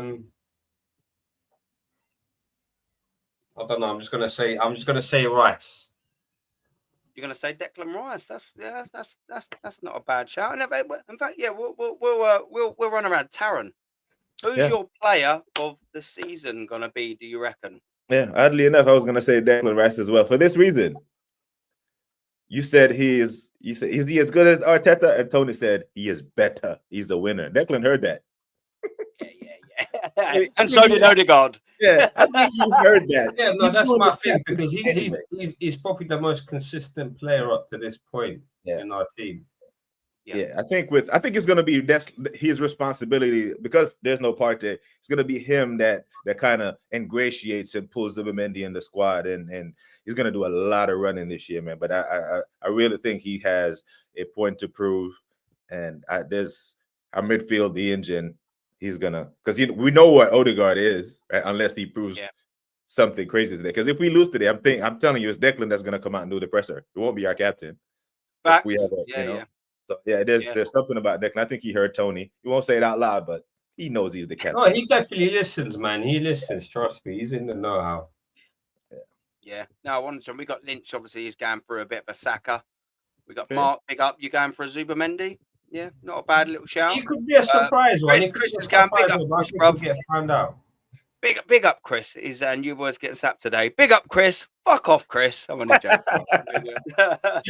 Big up to Chris. He's always in it. He's a geezer, man. Chelsea, he's a geezer. How's your team getting on today? You're wanker. Do you know what I mean? You're lucky you got a little disallowed goal there, Chris. You know what I mean? But now, big up to you, brother. My player of the season, I'm going to go slightly different. Even though I massively agree that we need a blockbuster performance from a midfielder. And if you're going to name me which one of the three is most likely going to be, I would also agree with you guys. Rice, absolutely. I'm going to go for Gyökeres, only because I just feel like if Arsenal were to have the success that they want, desperately need, that might be in the form of a Colin Cup or whatever. I think we need a striker to do it. If Gyökeres has an unbelievable season, let's say he gets 25 league goals, Arsenal Football Club probably will finish, well, they'll have a good season in the Premier League. If he gets 30, 35 goals all around in all competitions, probably means that we're going to get to latter stages of cups. Maybe he doesn't score any, but maybe he scores a winner. I just feel like if Arsenal were going to do something this season, they need someone to bring in cup-winning, league-winning, match-winning performances in terms of goals. So that's why I'm going to go for Victor Gyökeres. But equally, I can see if, from that midfield, if Rice has a blockbuster season, then, do you know what I mean? We've got every chance. We just need that guy to put the ball in the back of the net. I hope so. Yeah. I think we just sort of need that. So the next one, almost the sinks of my own thing anyway, but top scorer, Ozzy. Who's going to be Arsenal Football Club top scorer? And we'll just break it down into two. In the league, and it probably will end up being the same, but I just thought, why not? In the league and overall. Probably be the same name. You know, the easy name would be Saka, but with this year, I don't know what Saka we're gonna get, man. I honestly don't know. Yeah, we're going for some Ryan Odegaard's there. No, top so come scorer on. this season. Top league scorer and top overall scorer. Hit me, Ozzy. I'm stuck between two players. It's either going to be Saka or Gyökeres. Yeah. I'm feeling like that should be all right. But what one you going for? No more fence sitting. I'm not having it. I'm not fucking having it, mate. I'm having a name. That's a good season. He's going for Gyökeres. What about you, chat? Before I come to Taron, who are we saying? Who's going to be our lead goal scorer? Lynch has already come in with a bit of Saka, and he's coming in a bit player of the season's Timber player. Yeah, he's been unbelievable. But top goal scorer in the league and all competitions. Taron, what you telling me, my friend? Yeah, it's going to be Gyökeres. So I predicted Gyökeres is going to get 18 to 22 league goals. That's what I'm expecting. That's the minimum that I'm expecting from him. I think that's a good fair parameter. 30 in all comps. Now, if he gets now, I prefaced that comment before when I said if we got an Eze or a Rodrigo, then I'm expecting 25 minimum league goals. Big up Hendo and 30 in all comps. But yeah, I'm looking at 18 to 22. I think he's going to. That's a great question still, because I remember one year when Havertz was our leading scorer, it was Jesus that was scoring all the Champions League goals. So there can be some separation there. My worry is though, for all the 100 or 200 of you in here watching, there's if any of you man watch NBA basketball or no basketball, there's a guy named Shaquille O'Neal, right? Shaq Diesel, big, right? Big Shaq. He needed service. He couldn't dribble the ball up the court. The most dominant big man ever, but he couldn't dribble the ball up the court. Kobe had to get him the ball. Derek Fisher had to get him the ball. Gyökeres needs someone to get him the ball. It's a great analogy. Yeah, so we're not going to charge Odegaard with that. He gave us 8 assists and 3 goals in 30-something games last year. So I'm very concerned, even with my 18 to 22 goals prediction, that if we don't get him the ball, it could fall slightly short. And if he does, I don't think we have any shot of winning anything if he doesn't score a minimum of 18 goals. Yeah. I'm inclined to agree. So yeah, you're going Victor Gyökeres. And do you know what? I will also go for Victor Gyökeres. But like sort of what I said earlier, and I'm going to couple it with that, I believe that Saka needs to have that season. So do you know what my ideal would be? It would be that Victor Gyökeres is our all over round scorer. He's every competition, he bangs in 30 plus. Absolutely. That'd be unbelievable, I reckon. For your first season, getting into a new thing, if he gets 30, wicked. I'd love Saka, even though I don't think so. I reckon Gyökeres. I'd love Saka to get the league goals. So I don't think he's gonna, because just purely positional sort of sense and all of that, I don't think Saka's gonna do it in all 4 competitions. What I do think is if he could just have that Salah season and just go, do you know what? Bang, there you go. There's 20 league goals, 22 league goals, and Gyökeres gets 20 league goals. All of a sudden, you're like, wow, yeah, that's a bloody good duo. And Gyökeres does it in all the other bits. I'd love for that to happen because it means that we've got 2 players on 20. I don't think it will, but I'd love it to. For that reason, I will go for Gyökeres. But I'd love Saka to be knocking on that door and fighting with Gyökeres, especially just in the league. Gyökeres, go and get me 22. Go get me 22. But Saka, get me 18. Yeah. Get me 18. Any more? Fantastic. But do you know what I mean? Between the 2 of you, get me 40 league goals. And then your left-hand side, get me a little 10. Try and get me some more, but get me in double figures as well. So we look like we've got a proper front 3. Whether they will do, I don't know. We will wait and see. But I'm quite intrigued about this one. Because I think everyone knows my my distaste for a certain captain. But who's going to be our top assister, Ozzy? And chat, who's going to be the top assister? Based on metric and past seasons, I'd say Saka. The numbers just don't lie when it comes to that, do they? Yeah, I think I'm inclined to agree with you there. So, Taron. Yeah, he takes the corners. He takes most of the corners, and Gabriel Saliba probably gonna head in a few. I'm a little hesitant with the assist thing because if you man watch the season opener when I think it was Traore. Come on, guys, man. What are you lot doing, man? Get to 100 likes. Come on, people. 5 more likes. Come on, man. Come on, man. Slap the like button. Slap the damn like. Remember the season opener when Traore gave Semenyo a 5-yard pass? He runs 80 yards and scores, and that's an assist. You know, when the assist numbers are kind of tricky for me, but because Saka is on set pieces on the corner, so Declan takes the free kicks. I think he won't be Odegaard. It should be. It should be him. But you know, like Ozil used to sleepwalk the 15 assists. Sleepwalk when people used to call him lazy on the pitch. He used to sleepwalk the 15 assists. You know, so Zubimendi plays. You know, deep line play. He will get some, but because Saka is on the corner kicks. Yeah, I think he nicks it. Won't be by much, but he nicks it. Yeah. I think it's maybe might be the first complete full house here. I will also go for Saka. It shouldn't be Saka. It should be Odegaard chipping in with 15 assists plus. But I am inclined to agree with the rest of the panel. I do think it's again Saka. That's gonna be our guy. Like you said, you made some fantastic points to the panel. You know, he's got the corners. He can whip in an unbelievable cross as well as pass the ball really good. He's got a lot in his locker, hasn't he? You know, Bukayo Saka. So yeah, for that reason, I mean, I think it's an absolute clean sweep. Breakthrough star. I think this might be another clean sweep as well. Ozzy, who's going to be the breakthrough star for Arsenal this season? The first name that comes to mind is, but that's if he gets the games and the minutes, is Dalman. Yeah. Will he get played is another question. Will he get the minutes? You know, we're talking proper minutes, not microwave shit. Yeah, I'd say. You know what? Yeah, to be honest, you could even make a case for Ethan if Ethan does actually start playing. He's already had his breakthrough, though, isn't he? Sort of last season. Do you know what I mean? And that's sort of why I said almost. Yeah, Dalman. If you're talking about breakthrough, I'd say Dalman because we already know what we're getting with Ethan. Yeah.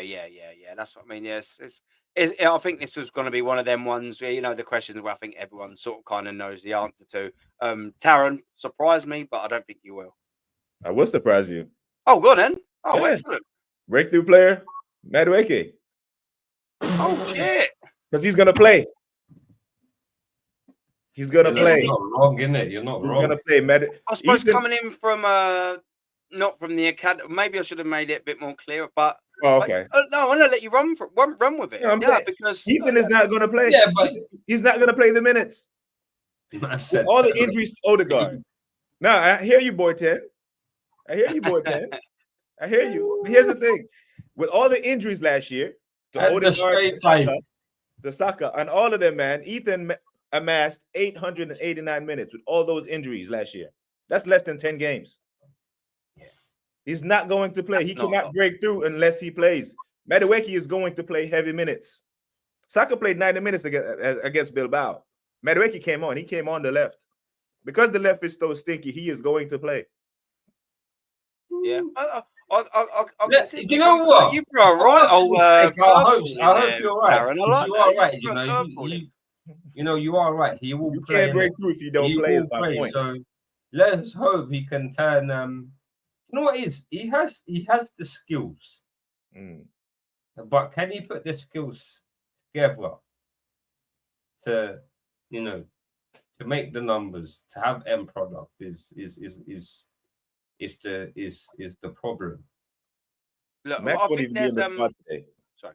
I'm surprised if I see. But then the problem is, we've seen all our left wingers, and if he's going to be playing on the left, rotating with whoever he's rotating with, we've seen Martinelli and Trossard just kind of fall off a cliff, man.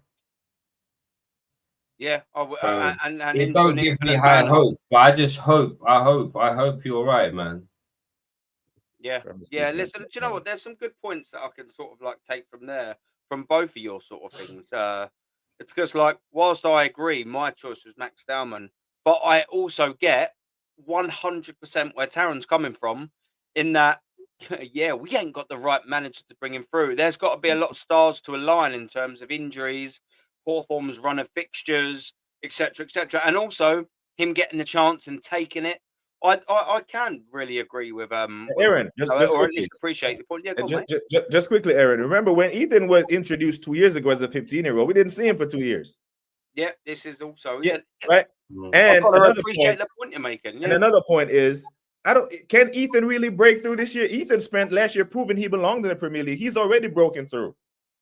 So it's a toss-up now between Dowman and any other player that he signed. Dowman is not going to play the minutes. He's not. He won't play him. He won't even be in the squad today. Watch when the starting. He won't be in. Not even on the bench. Won't even be in the squad. I hope he's in this. He deserves to be in the squad. I actually said this. I can't think what channel it was on. But he deserves it. This is where Mikel Arteta needs to be better in terms of man management, squad. Building, rotating, etc., etc. The list can go on with the poor deficiencies that this manager's got in managing. Let's get that absolutely 100% right. The right thing to do, even if you're going to bring him on or not, is reward Max Dowman for his pre-season by putting him on that bench at Manchester United. Minimum. You go, here, Max, do you know what? You were probably the only positive thing over the last 2 months or month of playing, because obviously they started in July. You were the only positive thing in the last 4 or 5 weeks. Here, mate, this is what going to Old Trafford away feels like, bruv. Now you're coming on a first-team squad. Now you're going to travel with the first team on the coach. Now you're going to be in the change room when I give my proper Premier League team talk. Now you're going to be experiencing my halftime team talk. Hopefully you'll be experiencing a win or what it's like, etc., etc. He deserves to know what that properly feels like. Do you know what I mean? He's earned that. We were up 7-1 on aggregate playing at home, and Ethan didn't touch pitch. 9-3 at half-time, 45 minutes. And he didn't touch pitch. We were up 5-1 at the Bernabeu. He didn't touch pitch. You know what that would have done for a young man at 17? Now he would run through a brick wall for Mikel. It's hard to argue with you. I would run through a brick wall for a coach who would put me on grass at the Santiago de Bernabeu at 17 years old. We're up 5-1. He didn't even do that. So I'm not going to put any hopes in him bringing Max through. He introduced him. It'll be 2 years before you see Max do what Ethan did last year. I mean, I find it. I hope you're wrong. I think you hope you're wrong. Yes. I find it very difficult to have a standpoint of debating that. Which is why I won't, because I usually pick and choose my victories, and I can't argue that. I think you bring up some very, very, very valid points that absolutely cannot ignore, and that's why that was also one of my little favourite ones. And you gave me a bit of a gem there, a curveball, and the facts that you bring out about Max Dowman. Yeah, man, that's why I love having different people on the panel. Do you know what I mean? Because it's not just bang, bang, bang. We're talking and we're explaining why. This is what we're doing here, by the way, for any Top Gooners in the chat, which there probably won't be, but just in general for any Top Gooners that are listening, guess what we can do? We can have differences of opinions, explain exactly why we have them opinions, why we believe that you may be or may not be wrong and right, and go, well, that was nice, wasn't it? We can all even debate and just go, oh, yeah, you actually have a really good point there, my friend. The other side of that fence, no. You don't get that. You just get the blind Arteta love. You get the blind, but this and all of that. And do you know what you never get? Do you know what I've always found on panel shows? And I want to quickly nip this in the bud because I want to carry on with doing what I'm doing. And the next one's the Premier League champions, by the way. Who's going to win the Premier League? Oh, no, it's not. It's unpopular opinion. What we will do, what I always do is I find myself talking to Top Gooners, and then I'll explain a point that they've asked me thoroughly with facts, with evidence over 5 years, spanning all over that. And then they'll say something, and then I'll question them and go, right, what about that? And they'll just ask me another question to dodge that. When have you ever heard a Top Gooner thoroughly explain either a rebuttal or a re-question? When do you ever hear that? They don't. They just go, yeah, but you think that. They just don't, do they? They go, oh, well, why do you think Arteta's a failure? Okay, cool. I'll sit here and tell you for 10 minutes why he's not. Why do you think he's a winner? Oh, what, so you're toxic and negative. Why do you think that? Where we go. This side of the fence, we can explain things like adults. And if we don't agree, we can still talk. It's Yeah. never rocket science, is it? And popular opinion, Aussie. So, like, what do you reckon might be a cheeky, unpopular opinion throughout the Arsenal fan base, like a controversial take, almost esque? Like, what do you reckon?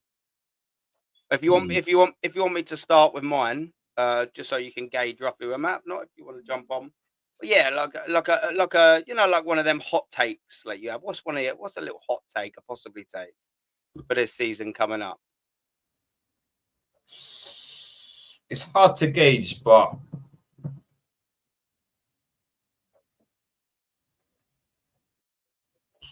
last season the hot take from Arsenal fans was, Liverpool hasn't played anyone yet. Yeah. How did that work out? Yeah. Do you know, I was having this conversation earlier with my mate, a Liverpool fan, and I'm going to go what I said to him. I'm going to say, if things don't go well, they're going to say, oh, the Premier League's against us. Look at the fixtures we played in the beginning. That's what I'm going to go with. Yeah, now fair dues. Taron, what we saying? My hot take is Arsenal Football Club will pray that the Premier League clubs or the English clubs in Champions League and Europa League will do well, so we maintain our high coefficient, so we get 5 Champions League slots. Yeah, we pray for that. Right. If we do not get 5 Champions League slots for the following Champions League campaign, Arsenal Football Club won't be playing Champions League. Actually. Yeah. There are 4 teams will finish above us. Yeah, no, that's a good one. Yeah, I can see that possibly happening as a realistic reality. Do you know what I mean? Not like, oh, Taron's talking shit. Like you'd get. Well, no. Like I'm sure if anyone was to say that, Taron would probably break down for the next 5 minutes why he believes that. But he's talking crap. He's negative. No, I agree. Yeah, I can see that. 5 slots, we're safe. 4. Yeah. That's squeaky bum time, as Sir Alex would sort of say, towards the end of that seat. Yeah, I agree. Mine is, and it's more out of hope than anything, that good old hopium. Mine is that Arteta will be sacked mid-October. I don't think he will, annoyingly, but I reckon there's a reality. And now I almost say it on every stream now, and I'll say it again, if Arsenal Football Club don't do the business today, and this is my take on why, and I'll say this one more time, we don't do the business and draw, makes the Leeds game trickier. Do I expect them to win? Yes. So say you get 4 points from that. I expect Arsenal to lose at Anfield. That's 4 points by the end of August. Then we play Nottingham Forest. I expect them to get 3 points there. That's 7 points. Manchester City at home. I've actually done all right against them, but Manchester City are looking good. I'm going to give a charitable draw. Very charitable draw. That's 8 points. I expect us to lose away at Newcastle because we can't even get a shot on target there. That's 8 points out of a possible 18. That's 10 points behind. And then guess what our October fixtures are? Yeah, we've got 2 London teams. Where West Ham, even though they're looking crap, we've lost to them twice at home.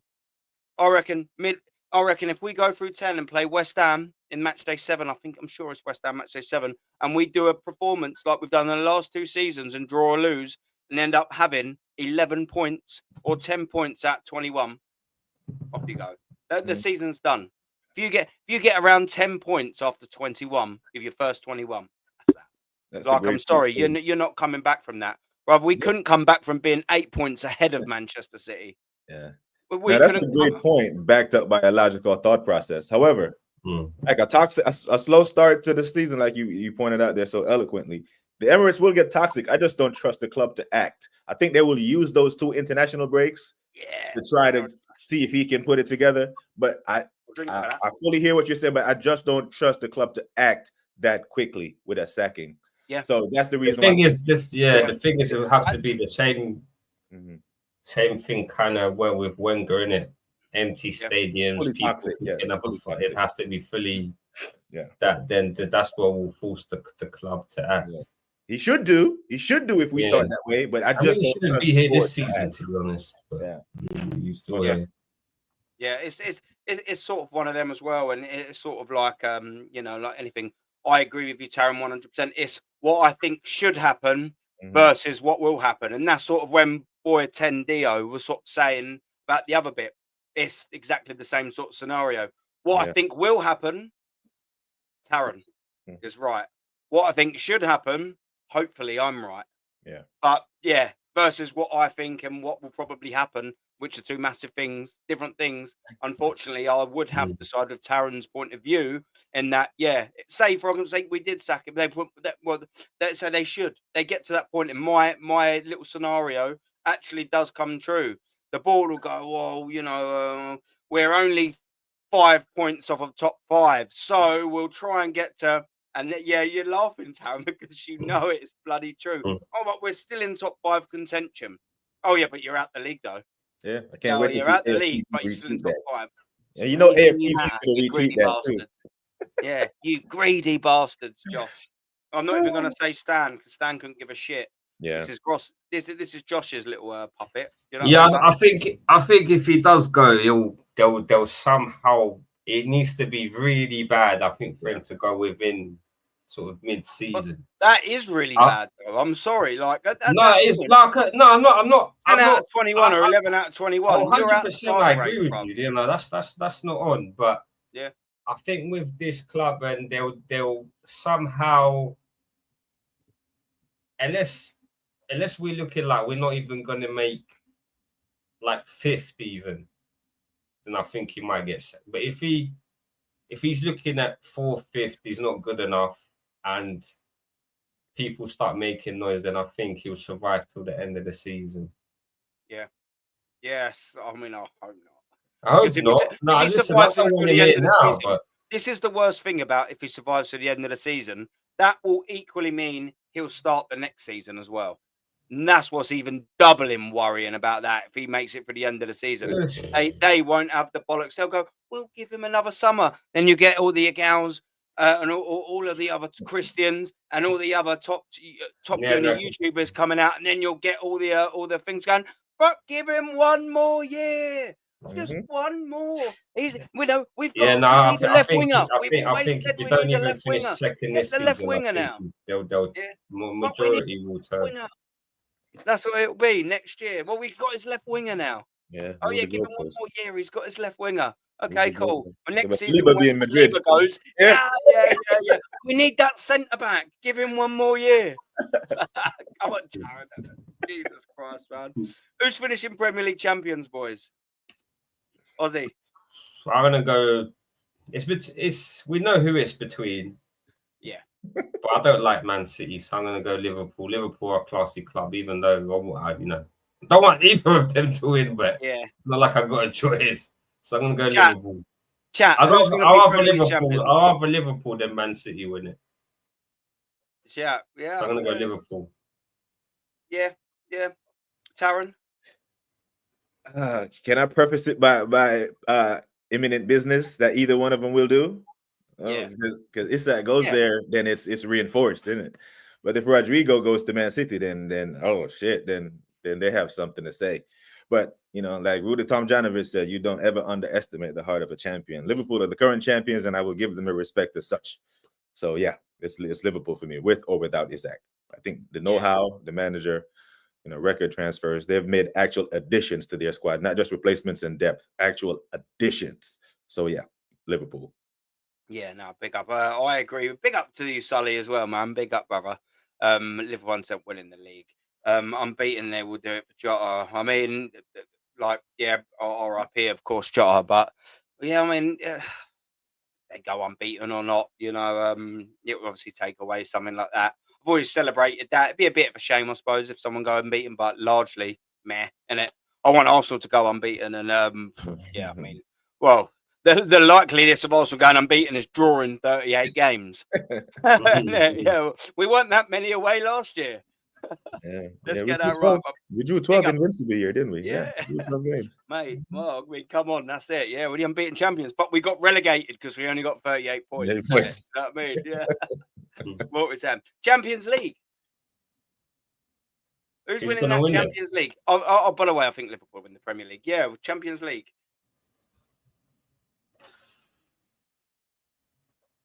It's hard, man.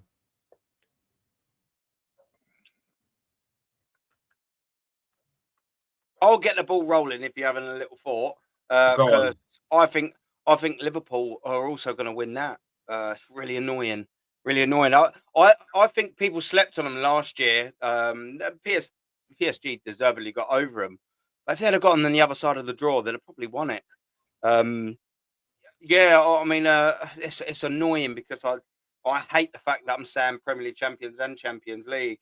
It's frustrating, but yeah, that's all. I don't know. I just think they're going to do bits. They're good in Europe. The Anfield Knights, like they've just got that something. That's the thing about Liverpool that not a lot of teams have. Real Madrid's got it in abundance. When the cards are against you, everything's going against you. Liverpool can just pull magic at Anfield out of the hat and do something unbelievable. They've always had that in their locker. And combined with the team that they've got, I think they're good for Champions League. Yeah, man. Yeah. I'll come down to Taron and then we'll go up to Oz. I'm going to go Barca. Yeah, that's another. I'm going to give Barca a shout. There's pressure there. They haven't won it since 2015. There's absolute pressure there. Yeah. Xavi Hernandez actually won the La Liga title and they still sacked him. Talk about standards, sacking your own legend. He won the league, but because they got dropped down into a Europa League spot that year, they sacked him. And they lost to Man United when they dropped down in that playoff. They sacked him. Pressure there. Yeah, how many fans, just quickly to jump in there, how many Barca fans were crying, going, how can you do that to one of their own? Oh, well, you didn't win the Champions League. Off your pop. Yeah. Get me the man that Jamal has arrived. Rafinha, Ballon d'Or shouts. Yeah, Barca. I'm gonna give Barca a shout. Yeah. That's a nice shout, man. Yeah, fair dues. Ozzy. Yeah, I was thinking Barca as well, man. I mean, they did get to the semi-final, and that game with Inter was just a mad one. Mm-hmm. You thought they'd done it, and then Inter, so they're definitely equipped to do it. The one thing I would say PSG again, but the one thing with PSG is that Chelsea game, man. Mm-hmm. They don't look that I don't know. I heard they were tired. I heard they were exhausted from playing from August. I don't know if it's just like post-win syndrome or whatever you want to call it, but they didn't look convincing against Chelsea. They didn't look convincing against Tottenham. So I don't think they'll have the kind of that hunger again to win it. You know what I'm saying? And plus, Donnarumma has looked like he's going. So I would say the most well-equipped team. Yeah, I'd say Barca. Yeah. No, Real Madrid with Xabi Alonso, I still don't know what you're going to get out of them. Yeah. He's sacked before Christmas. I think he's getting sacked before Christmas. The truth. He needs to get it right very quickly. Yeah, because they won't give him time, will they? They'll just go, no, not good enough. The experiment They'll give him 6 months max. If he's not doing the business. Slow start. He's 10 points behind Barca. Gone. Out of there. Yep. 100%. 100%. Let's bring it back domestically. And we're obviously going to finish with the Carabao Cup, but we're going to start with the FA Cup. Taron, what do you reckon? Us. We have to. We must. We must. You're going for a lift and a bit of silver. Yes. Number 15. Yeah. We're doing a domestic double this year. I'm putting in the put that energy in the air right now. You know, we're doing the YouTube sphere. As much as I'd love that, I don't want to win it with this manager. I love the club more than I hate that son of a bitch. So I know people are gonna say, "Oh, you hate me, Arteta," and maybe I do because he's not the guy to win me what I really want to win, man. Hey, what he's doing to the club. I'm a grown last man there, man. I'm getting grades and shit. And the last Premier League I won was I was still in primary school, man. It's frustrating, you know what I mean? As much as because that domestic double will keep him in a job, man. As much as I love it, trust me, I would take it. I would absolutely take it. Yeah, I get what you're saying. But based on past seasons, man, we haven't made it past the 4th round in that. So that's a fair challenge. Yeah. Go on. Who's gonna win it, Oz? Who's gonna be lifting that? Going to be lifting our cup. You'd have to say City or Liverpool again, man. Well, I'm definitely not saying Liverpool. I ain't giving them a treble. No way. Jesus. And the thing is, they've got the squads to compete on all fronts. You know what I mean? We have a striker now. I mean, the thing is, oh dear. Yeah. That's one controversy. You don't deserve a thing, and then you ask them why. They're like, because you don't get behind the manager. Why? Just trust the process. Why? Because that's what Arteta said. So here's the thing. Mind. I wouldn't be angry at the manager if I didn't think the club was good enough to win something. If the team was shit, I would just sit here and be quiet. But I think the team is good enough to win something. We actually have a striker now. The team that we used to win the 2020 FA Cup, Chelsea was better than us.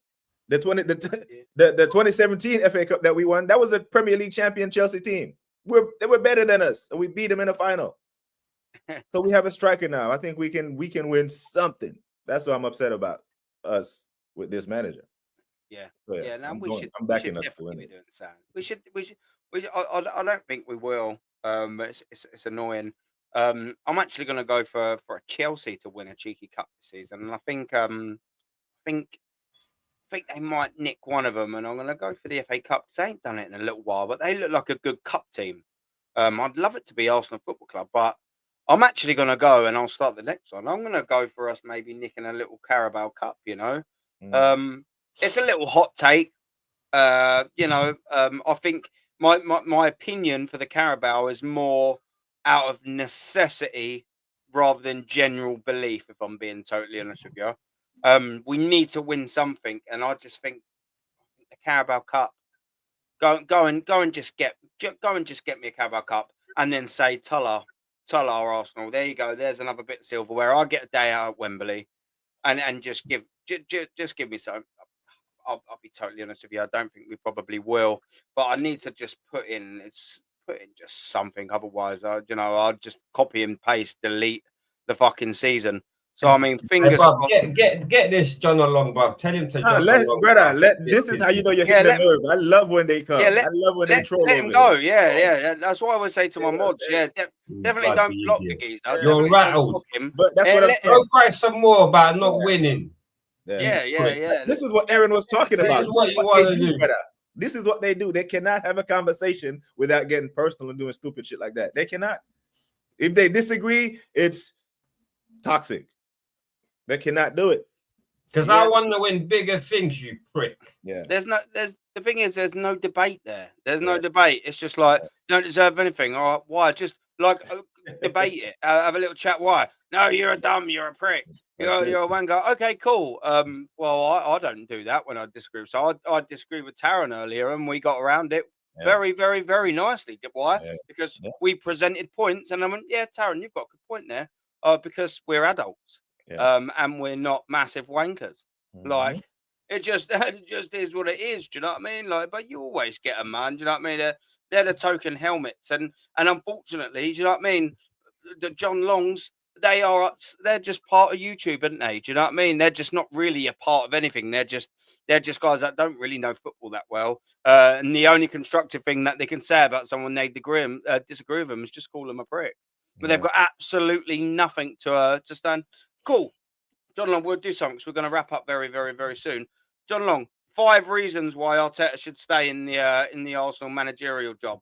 5. I think that's fair enough. I could give you 500 on why he shouldn't, but just give me 5. Just give me 5. Cool. Digging. He's going to go dig. He's going to go digging. 5 reasons. You've got a couple of minutes left. Ozzy, what you got coming up on your channel? Next thing I'll probably do a post-match reaction. Or if we, I'd probably do that after the game. I don't know if it'll be today or tomorrow. Yeah. If you guys are doing one, I don't mind doing one together. Yeah. Yeah, cool, man. I'll be looking forward to it. And then what you got coming up, bro?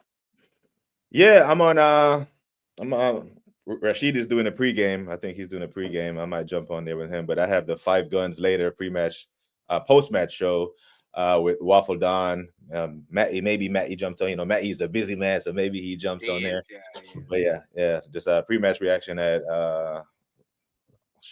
like 11 my time. So fuck, man. God knows when. Yeah, I can't. International fan, it's 5 a.m. here, so I'm up early. Well, good job. I'm not Lee Gooner. Otherwise, I said your opinion doesn't matter. You know You mean Guna Lee? There's a distinction. Guna Lee, not Lee Guna. Yeah, that's the one. Guna Lee is his name. But Obviously, this, not yeah, Guna Lee. We're a national fan. It doesn't count. Yeah.